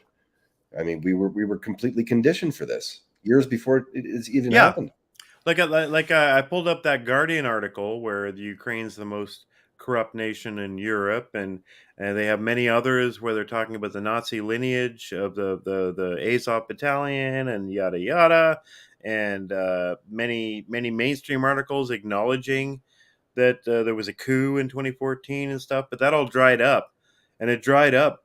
It's really hard to find articles like that, even up to like 2018. It's kind of like the word had gotten out. Yeah. No. We can't talk about the Nazis in the Ukraine. Can't talk about badness in the Ukraine because some shit's about to go down, and they all got realigned. And by the time we hit 2019, no bad articles about Ukraine, and everybody's getting ready. Ukraine's just a bunch of saints that walk across the water. They're like the fucking elves in Lord of the Rings. Yeah. You know, I guess fucking ridiculous. the larger point that I'm making here is that it's entirely possible that Putin's in on the joke. How do you mean? Well, this whole thing has been staged. This whole thing has been planned from the get-go. I mean, now look at what's happening with the energy crisis now, and Yeah, everybody's blaming Russia for that. yeah. I mean, it's the perfect opportunity to just, fuck the average person even more. If COVID wasn't bad enough, now we've got this, idiotic war happening. Yeah, That, don't get they're me wrong. I'm not here like Putin's the man. It's I don't I I'm not trying to make him out like he's an angel. Um He very well could be just, part of another column in this giant plan. Though, yeah, I don't know. He feels pretty Trumpy. He feels pretty Trumpy. He feels like someone that does have at least some kind of values that he's holding on to. But it's hard. I mean, Jesus, at least he could find shit of Trump talking just to find non-biased articles or quotes from Putin. It's so hard to do, so rare. So it's hard to get a read on him, but to me, he feels Trumpy. Yeah, well, a little bit. Uh, Yeah. uh, a bit, but I could be totally wrong. But my point isn't. Back even before Trump became president. I mean, I used to watch the odd time. I'd see speeches or little speeches that Putin would give at the G7 or wherever the hell he was there, and assuming that the translations that I was getting were correct. I mean, I never heard the guy say anything off the wall crazy. I mean, in fact, everything that I ever heard him say sounded perfectly reasonable and sensible to Well, me. that's the thing, right? They're like, Putin is this ex KGB agent, Spetsnaz. He's gonna kill you. He's rigged the elections. He's corrupt. He's all this shit. And then every time I've ever heard him talk, I'm like, oh well, that sounds kind of reasonable. Like not That's that just that means anything. I mean, like politicians are politicians, but at the same time, I'm just waiting for the evidence. Where's the evidence that this well, guy is Hitler? Well, I was just going to say that. I mean, Hitler, by contrast and comparison, I mean, you can go back and listen to some of the speeches that he gave, and I mean, yeah, he definitely said some pretty crazy shit. Like, Well, yeah, and Hitler's out like giving speeches to like 100,000 people, saying, "Yeah, fuck the Jews" and all this shit. Like the track record is there. With, yeah, with Putin, I'm still kind of waiting to see like where is this stuff, and then like he just recently gave a speech about the next steps about what's going to happen to prepare the Russian people for what's coming next. And God, it was just like Trump. It was honestly just like Trump. right, Um, Refreshingly honest, nationalistic stuff, but not like nationalistic, just nationalistic and honest, direct speech, but much more eloquent than Trump, much more well spoken than Trump is.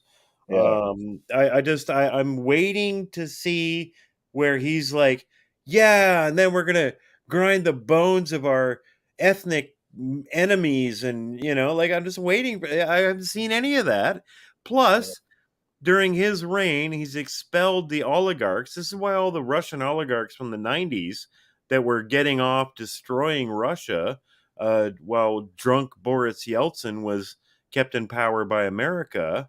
So they're all in England now because fucking Putin kicked them out. yeah, And he kicked out George Soros. His foundation can't operate in Russia.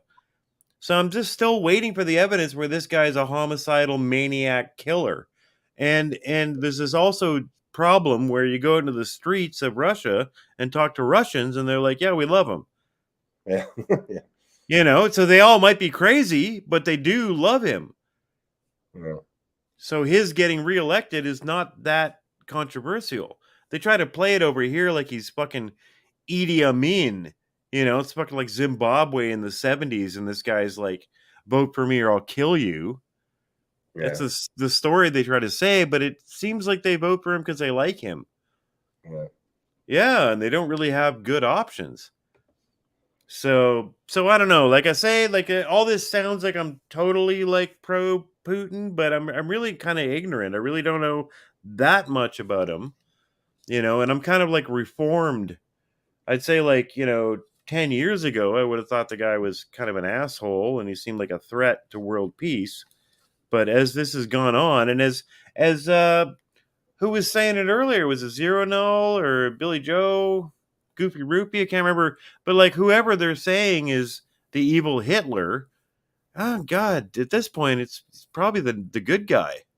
yeah, yeah, And so I've got an open mind about it, and I'm just waiting for evidence other than It's actually the Americans and NATO and Europe and the Anglo-American banking system and all this shit that are the bad guys, just like they've always been. And they're trying to align us against Russia. So why are they trying to align us against Russia? Then the next big step is China. That's the big one. This is the one that I have a lot of problem with Oh God, because I can't. How would that possibly go down? Like what do you mean? let's well, okay, let's first off go with the assumption that there is no grander conspiracy at large here with all these countries ultimate cooperation. Let's assume that Putin, and China, genuinely, as Eric believes, genuinely are interested in forging, their own, better world order, so to Yeah, speak. yeah, How does that even go down? Like China's capabilities far outweigh Russia's, I'm sure. They must. I mean, God, I can't. I mean, there's a reason nobody's even bothered fucking, shooting even a pellet gun at Russia or at China. It's not going to end well, you yeah, know. yeah. So yeah. So what do you think? I mean, I can't see how that would even start. I think that Russia is at that level where maybe you'd shoot a pellet gun, but you're not really going to fight them. They're that big. Yeah, but China, Russia, China's an order of magnitude above that. right? But Russia and So China are allies, aren't they? that's what, yeah. So that's where I'm going. So in the meantime, while we've been sitting here going, fucking Russia, fucking China, fucking Russia, fucking China, while we're enjoying their oil and cheap microchips and holding our phones 10 hours a day in our hands that are made by them, trying to weave a narrative that they're evil and they're cocksuckers. They've been hearing us. It's not like they don't have YouTube. They've been Yeah, hearing us and they've been forging an alliance. And while China could, I probably would win against Russia, it'd be a hell of a fight. So they're obviously going to be allied. And for all the countries that America and the Anglo American system, Venetian oligarch system has been railing against, uh, Russia, China, Iran, Russia, China, Iran, and to some degree India. Guess who's aligned together? yeah, Russia, China, Iran, India. Wouldn't yeah, you? If you all you had to do is go on YouTube, all you have to do is watch this fucking idiot YouTube video that we just watched with his million views and his take on what's going on. Realize that that's what everybody thinks in the West. And you'd be like, oh shit, we better circle the wagons. yeah, So while China could rule the entire world probably, next month if they really wanted to, it would be anybody that's ever fought Russia knows it's not going to go well. yeah, So even if they outnumber them, it's not going to go well. So it's better to have your enemies close, and they're not really enemies, right? I mean, these guys go back through to communism, the start of communism. They've been allies. You know, it's been a yeah, troubled, fractious relationship, but they've been allies all this time, and they've had dialogue that we're completely unaware of because our media doesn't report on anything that these countries do other than stuff to make them sound scary or evil. They don't report on anything that they're doing in any kind of constructive way. You know, with China, I grew up most of my life. I remember finding out that it's like, oh my God, China's in Africa and they're in Central America and they're sending billions into these countries and building roads and stuff in exchange for their resources and making all these deals with these countries. So that's like, and I was scared of that. And it sounded like China was trying to take over the world. But at the same time, a lot of these are countries where America has fucked these places yeah, completely fucked these places over. They've assassinated their leaders. They've replaced their governments in coup d'état. And China's there, like, we'll build you a fucking bridge. yeah, Just give us your diamonds or give us your rare earth metals that we're smart enough to know is going to be needed for all technology in the future. Yeah. And while Americans are sitting here fucking screaming over the Russians and the Chinese and Ukraine and blah blah blah, China's now sitting as almost a monopoly on all those little tiny little fucking rare earth minerals that we need to make smartphones and computers. Yeah. Because they went all over the world and took care of that shit. Yeah. Because the Chinese, the interesting thing about the Chinese is, you know, they're fucking thousands of years of civilization that's never been broken. And there's a famous quote, can't remember which Chinese leader it was. You know, it's back in like the 1800s or 1900s, and they're like, "So, what do you think of America and the American Constitution and the American experiment?" And his answer is like, "Too soon to tell." Yeah. And it's been like 200 years, right? The Yeah. Chinese think on giant arcs, you Right. know, and we're gonna wake up one day and they're gonna be in charge of all our computers, all this fucking shit. And all we're doing now by making bitter enemies out of these people is guaranteeing we're gonna wake up to some kind of horrible surprise in the future, you know. And that's why I supported Trump, where Trump is like, yeah, fuck you, China, man. We're gonna do trade tariffs, man. You guys want to take our jobs and take our market? We got to pay for it. But at the same time, I like Peng. He's a good guy. We're gonna sit down and talk. Yeah. And they did, Yeah. you know. And like Russia, Afghanistan, whatever, North Korea. To be like, hey, yeah, you know, don't you dare do this shit. Yeah, fuck you. Talks tough and stuff, and then walks across the parallel for the first time ever and makes a peace deal. And makes a peace deal in, you know, we need that right now. We need someone who can actually talk to these people instead of just demonizing them. Because they're not idiots. They're not assholes. They're not idiots. They've just been watching what we've been saying for the last 50 years going, oh, fuck. America and Canada and Britain, they want to kill us. Yeah.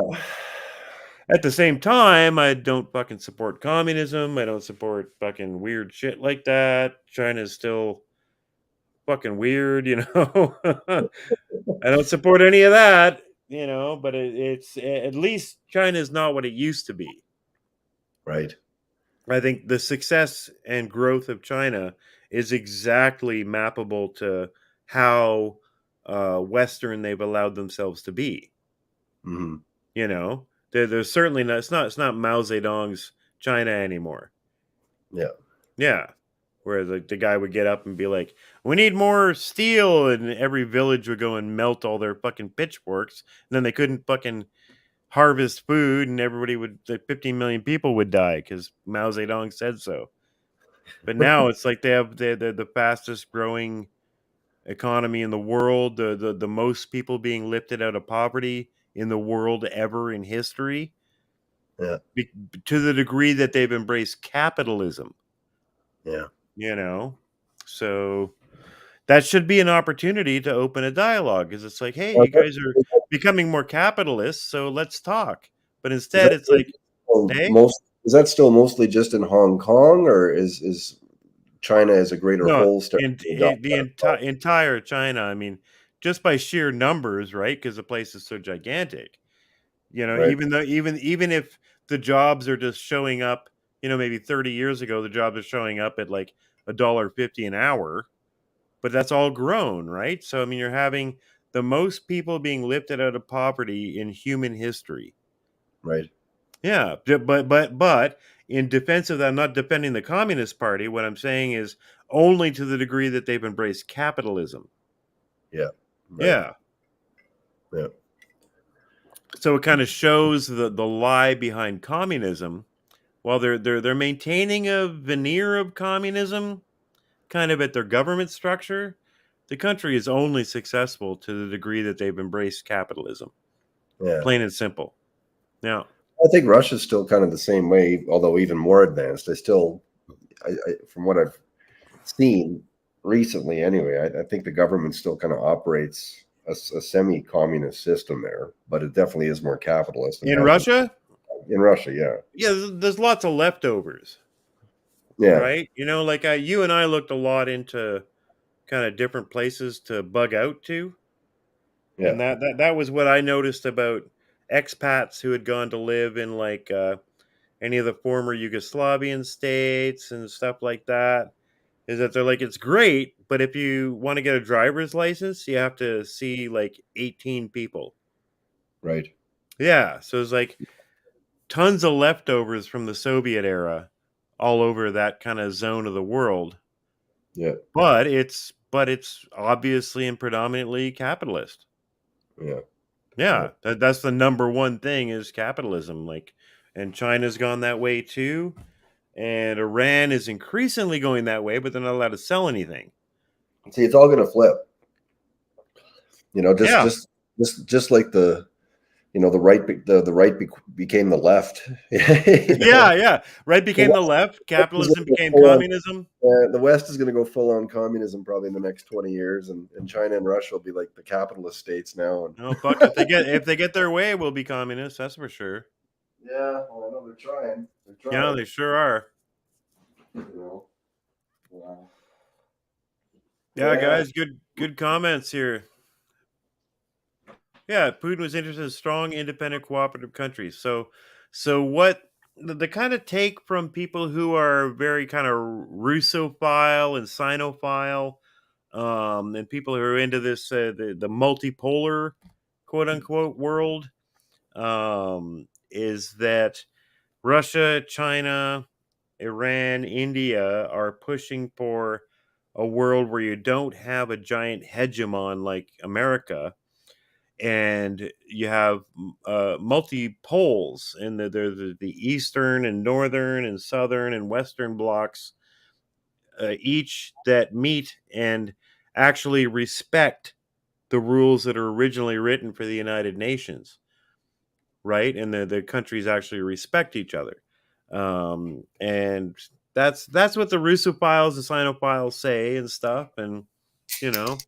I think there's some evidence to back that up, but I'm also not such a naif that I'm going to believe that these countries and these leaders don't have their own selfish interests at heart as well. We got to be careful of when we're talking about getting together with Russia or getting it on with China. I got to be very very careful. But at the same time, I'm really tired of the talk of they're evil. These people are evil. They're all evil. Everything they're doing is evil. It's ridiculous. There's like almost no one who wakes up in the morning and goes like, "Fuck, how can I be evil today?" These are people that are trying to get their shit on just like we are. But for the better three-quarters of a century, America and the Anglo-American system have been standing in the way of anyone else getting theirs. And to some degree, I don't blame the Eastern world for being a little bit pissed off about it. And to some degree, I feel they've shown remarkable constraint. You can definitely say that about Russia. They've shown remarkable constraint as their territory is shrank and NATO is encroached on their borders.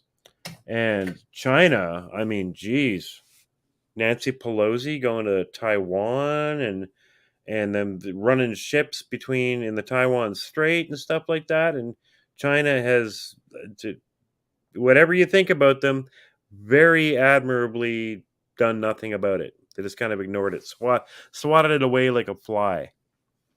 yeah, So there's a lot to be said for that. They didn't take the bait, and God, that Pelosi trip to Taiwan. I remember when that was announced, and I was just like, "We told you, if yeah, you vote these fucking liberals in, it's going to be war." yeah, And they can't get out fast enough to provoke war everywhere. yeah. My God, it's like Reagan in the fucking 80s. It's just like, where can we go and piss people off next? Yeah. Jeez. And then for 4 years they had Trump who didn't do anything like that. at all. He did the opposite. And any countries that were openly hostile to America were a little bit scared of him. And America got respect, you know. But no, we're going to focus on him talking about Mexicans being rapists.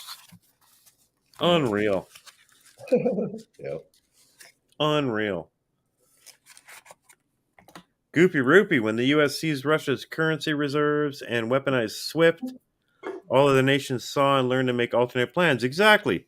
Kind of like how people feel about PayPal now. So the latest thing today I was seeing, there's a guy, if you guys subscribe to the Duran, there's an English guy that he has on all the time, and I was watching his little commentary today.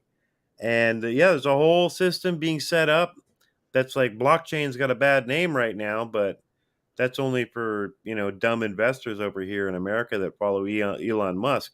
Russia is working with Iran to make a blockchain system to move oil around and pay for oil. Like once they dedicate, you know, like when Russia declared that you had to buy oil from them after the sanctions in rubles, the ruble went up 20%.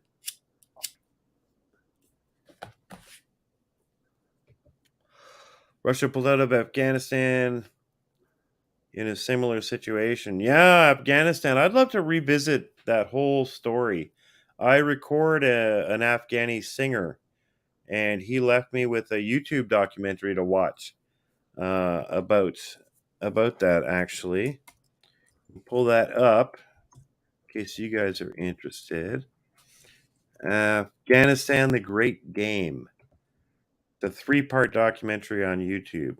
I haven't watched it yet, but he said he, as an Afghani, said it told a good story of Afghanistan and its fight against empire. As you traditionally know, Afghanistan has always been called the graveyard of empire. It's the strangest place. There's like nothing there, and everybody's fought over that place for thousands of years, and no one's ever won it. Right. Yeah. Afghanis are just like, nice try, dudes. Yeah. Yeah, Goofy Roofy, exactly. 99% of the time, a deal can be worked out because no one wants war. No one wants to send you're the elected official of a government. You don't want to send in boys to die and shit like that, you know? So, I mean, you can almost always work a deal out. And that's what I felt was great about Trump. It's almost silly, you know, the art of the deal and all that. But for me, someone who had followed the guy as a meme since the 80s. This guy was everywhere, like mid to late 80s. He was everywhere. He was on Oprah. He was on every nightly newscast. The guy's a deal after deal. Trump makes a deal to do this. Trump builds this. Trump buys that. Trump's doing this. He's always such a publicity hound. So he's getting interviewed and stuff. And then you'd read articles about how he accomplished certain things. So by the time he got elected president, I was ready for it. I remember everybody was saying, "Oh, his tweets with North Korea is going to start World War III," and I was just like, "No, this is just the start of negotiations." Yeah. Yeah, him calling Kim Jong Il a fucking moron. That's just Oh, him Rocket Man. starting to. Hey. Little Rocket Man. Yeah, Rocket Man. That's just him starting negotiations. Yeah, exactly. The left's all like, "Oh, he's gonna blow us all up. He's such an asshole," and I'm just like, just give it a week. Yeah. And then like a month later, he's walking across the fucking 38th parallel. Yeah. Well, strangers still give it 2 years, and now the left's like, yeah, let's use nukes. Let's nuke Russia. Yeah, boy, yeah. I can't wait for more war because that's what the left is all about. Yeah. It's like fucking. How do you get from like Neil Young, who's like fucking, you know, the ultimate like anti-Vietnam, fucking anti-racism and all this shit, to like boycotting because of Joe Rogan and let's bomb fucking Russia? Let's nuke Russia. Yeah. Like, what the fuck? Well, it's all the conditioning, though. That's what it is. It's all the programming. You know, I was thinking about it again today after reading, you know, some idiotic friggin' comments on Flipboard. And I mean, these people literally, if their governments told them to go round up the unvaccinated and shoot them, they would. They would. There'd be a massive section of the population that would do it, and they'd be the Yeah. most radical group, and those people in that group would be quickly promoted to office, and that is exactly what's happened in Ukraine. When Putin says there's a Nazi problem in Ukraine, that's exactly what happened in Ukraine. So it's the craziest, wildest. Those people are the reason for our problems, and they get promoted into office, and there you go. There's fucking, you're not vaccinated, you're in jail. You're not vaccinated, we're gonna fucking kill you. Yeah.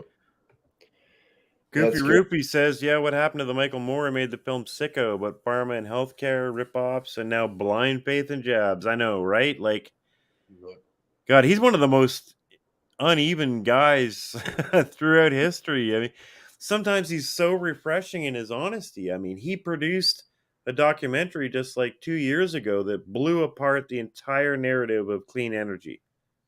Yeah. So he's a smart, reasonable guy. He's very anti-establishment, but he's so left. He's so stuck in the left thing that he still gets stuck in it and then does giant pieces like that, you know? Yeah. It's like Chomsky. It's like Noam Chomsky, Yeah. who's been a hero for me for decades, but Yeah. now just We've so had that stuck. conversation. Yeah, we've had that conversation before. Where I've read most of Chomsky's books, and the vast majority of his books was him blaming the U.S. government for all the bullshit secret operations and invasions and coups that they've done all around the world. And yet, when it came to 9/11, it was like, oh no, there's no way we had any hand in that. No, never. Oh, Oh, it and couldn't happen. and and and Possible. COVID. To question the doctors on COVID is madness.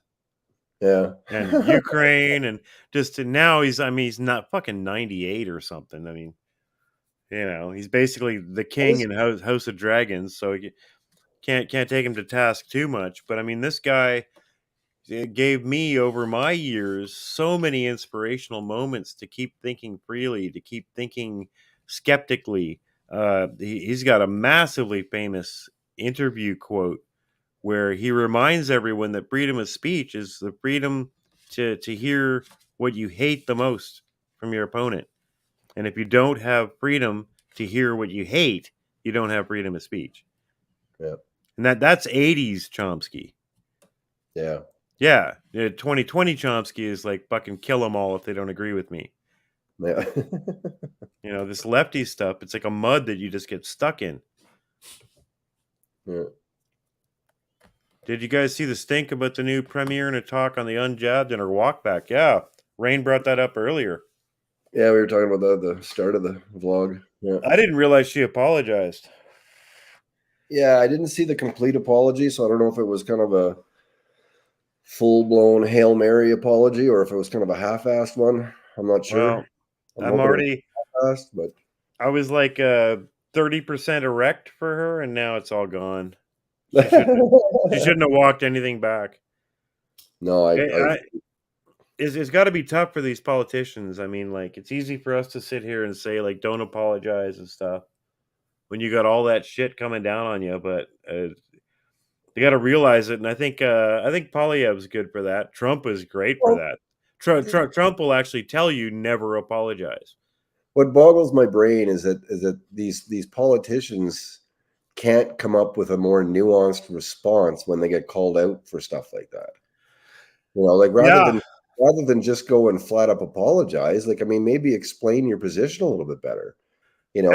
She had an argument. The unvaxxed have been the most persecuted people in the past 2 years. Okay, well, maybe, take 5 minutes. You've got the mic. It's your mic. It's your show. Take 5 minutes, take 10 minutes, and explain why you think that. Show the evidence. It's not like the evidence isn't there. There's all kinds of evidence. Yeah, that would be reasonable. At this point, I would truly actually just prefer fuck you.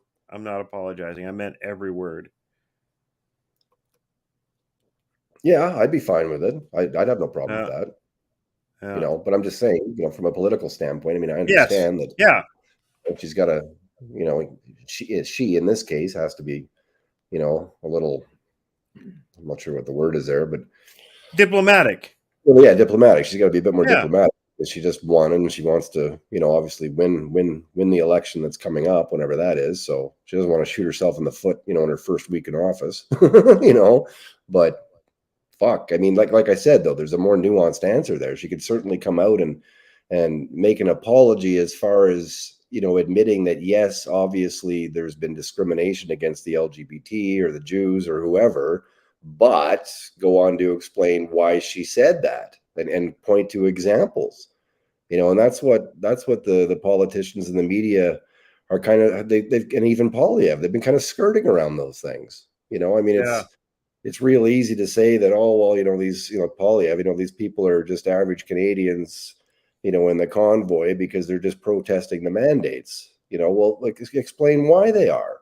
Like, why are the mandates a bad thing? You know what I mean? Like, it's like, they take their arguments. It's all surface level arguments for these politicians. They never Yeah. get the meat of the matter. Yeah. And if And they then did, they feel like they're forced to apologize, and they do the boilerplate. I'll try to do better and all this fucking shit that doesn't mean anything.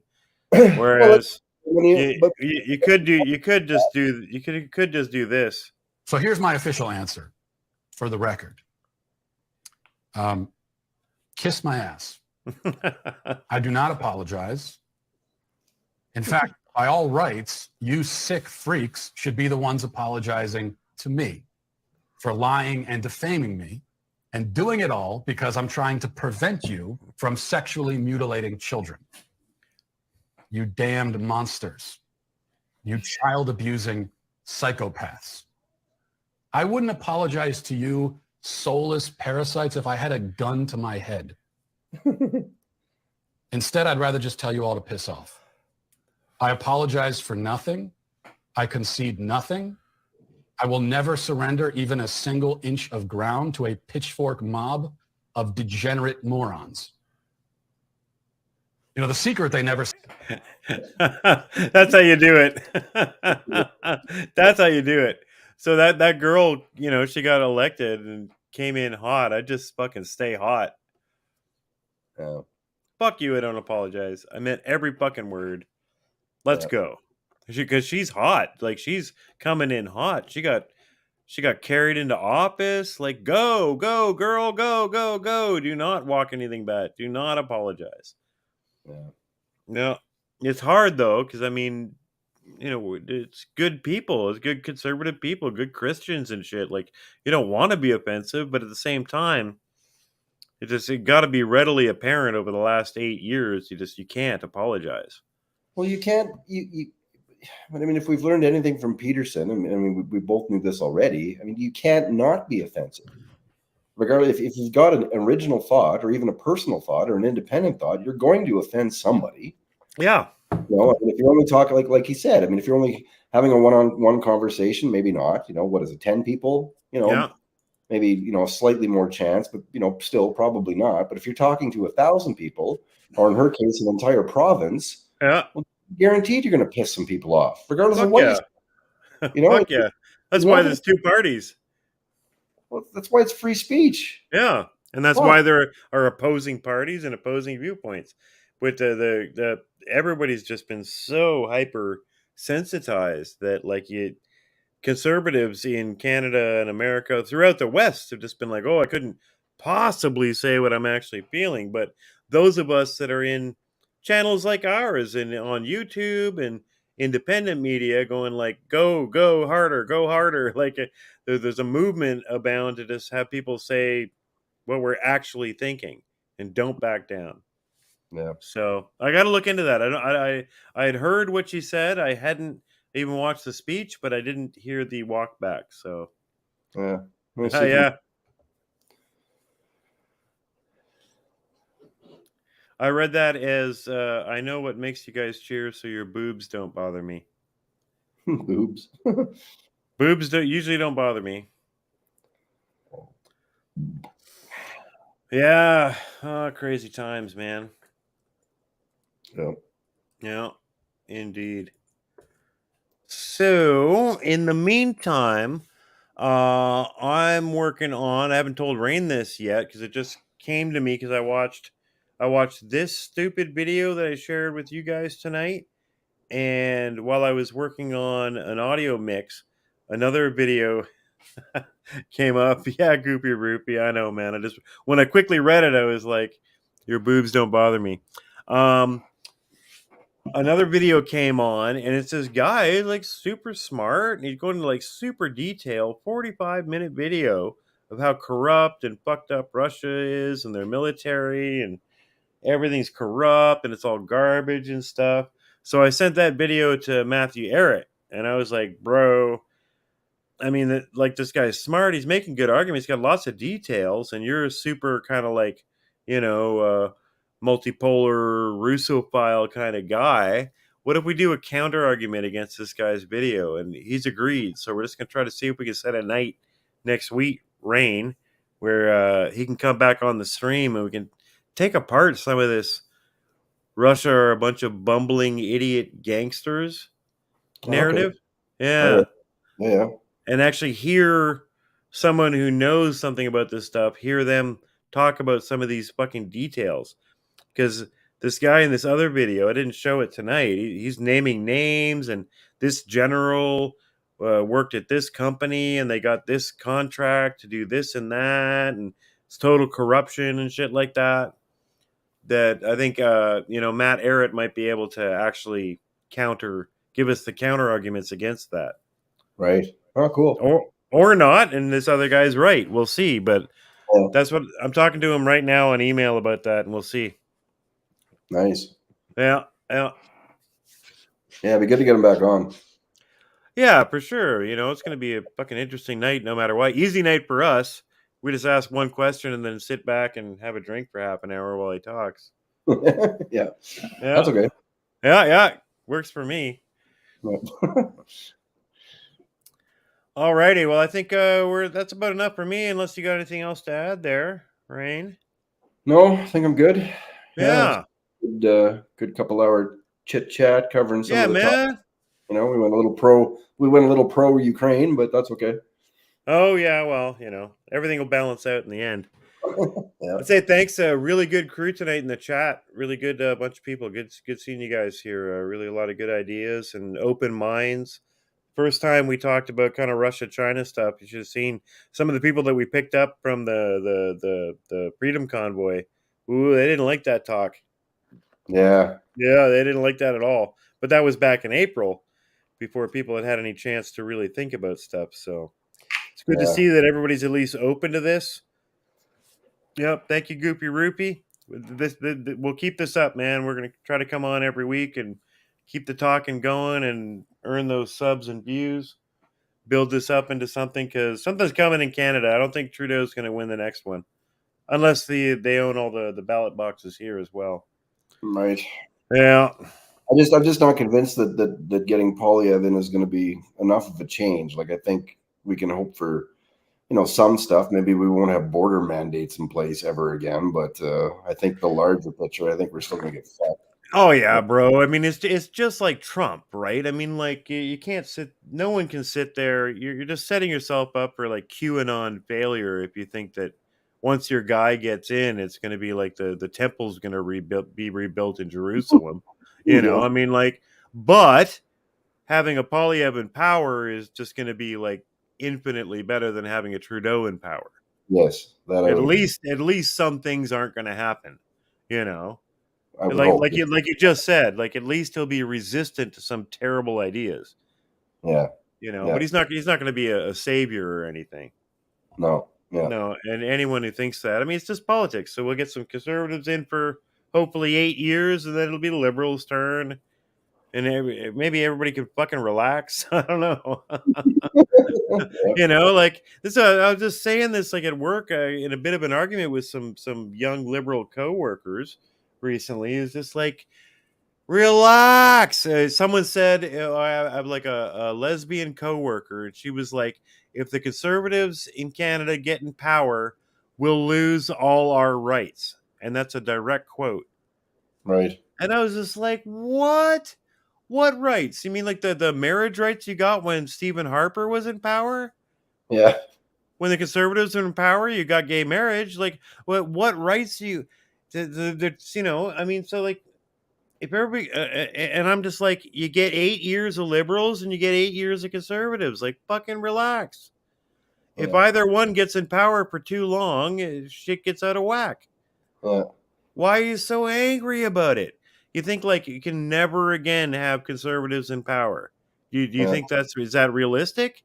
Do you think that that's a way to move forward? No, it's going to swing back and forth. Just fucking relax. Oh fuck, I I know. don't. And but at the end of the day, I mean, it's maybe I'm making light of it a little bit, but I mean, for the majority of it, I mean, if you get the conservatives, you get what? You get lower taxes and you get to keep your guns. And if you get the liberals, you get higher taxes and they take your guns. And I mean, everything else past that doesn't really affect our day to day all that much, except maybe No, with food and yeah, stuff. you could probably come up with a few things with conservative kind of like traditional and Christian movements that stay in power might get like overly tough on crime, like shit like that. Might get overly standoffish.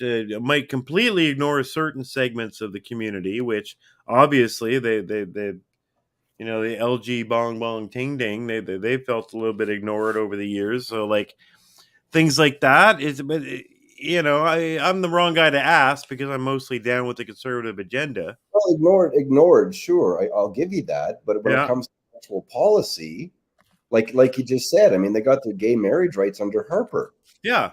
Like that, the only difference between the only thing that's the only difference that would be between that would affect the LGBT community, from a liberal standpoint or a conservative standpoint, is the conservatives probably aren't going to fucking spend any time talking about it, and Trudeau's going to talk about it every other day. But as Yeah. far as actual shit getting done or changing, nothing's going to get done or changed. But the way we've got it set up now, like not saying anything about gays is murder. Yeah, well, I You know. have to talk about them nonstop.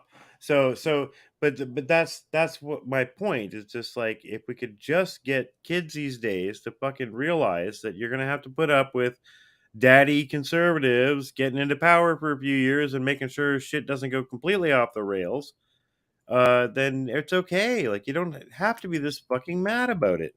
Enjoy the tax. Take Yeah, yeah. Enjoy a tax break for 8 years. Maybe some shit won't go your way socially, but your guy will be in 8 years. Just hold your breath for a fucking few weeks. Like it's just the way it always has been. It's the way it's always going to be, and it's probably the way it should be. Yeah. Can't have us in power for too long, or we'll get high on it. You can't have them in power too long, or they get high on it. I guess my point is, like, what more do they need socially, though? Like, what more do they need? They've already got an entire month. They got the parades all year round. They can marry. I mean, they've Well, got God, all the same rights and privileges as everybody else, if not more. Like, what else do they need? did you notice when they made it a month, it kind of turned into a year? Yeah. Yeah. I went up for a vacation in kind of mid-August up to Yukon to visit Rhain, and we're in like the main street in Whitehorse, Yukon, and the Pride parade was like a month and a half ago in Ottawa, and Main Street Whitehorse, all the signs were up in the banks. It seemed like they were gearing up for the Pride parade. Yeah. What the fuck? Yeah. And Bank Street here in Ottawa is just, it looks like it's been permanently occupied by the gay forces. The entire street is just gay flags. Right. All on all the lampposts, all the businesses. So did we get invaded by the gays? Do they have a military force now? Yeah. Am I Ukrainian? Like, What's going on? so yeah, so it's like it's a gay year, like you. So I hear you, but at the same time, like I'm willing to accept that some of that might be a bit of a blowback from being ignored, and that is their story, is that they're minoritized and all this stuff, right? But Yeah. but it doesn't really matter. That's the radical view of the left, and there's a radical view of the right, and each of them gets their turn in power. The radicals on each side gets heard the most, and can be the most influential sometimes in swinging people right or left. But they each get their turns every 8 or 10 or 7 years, and that's about it. So just relax. You can fix it when your guy gets in power, you know? Yeah. Yeah. Instead of being like we have to kill each other right now because because furries can't have a litter box in the bathroom. Right. No.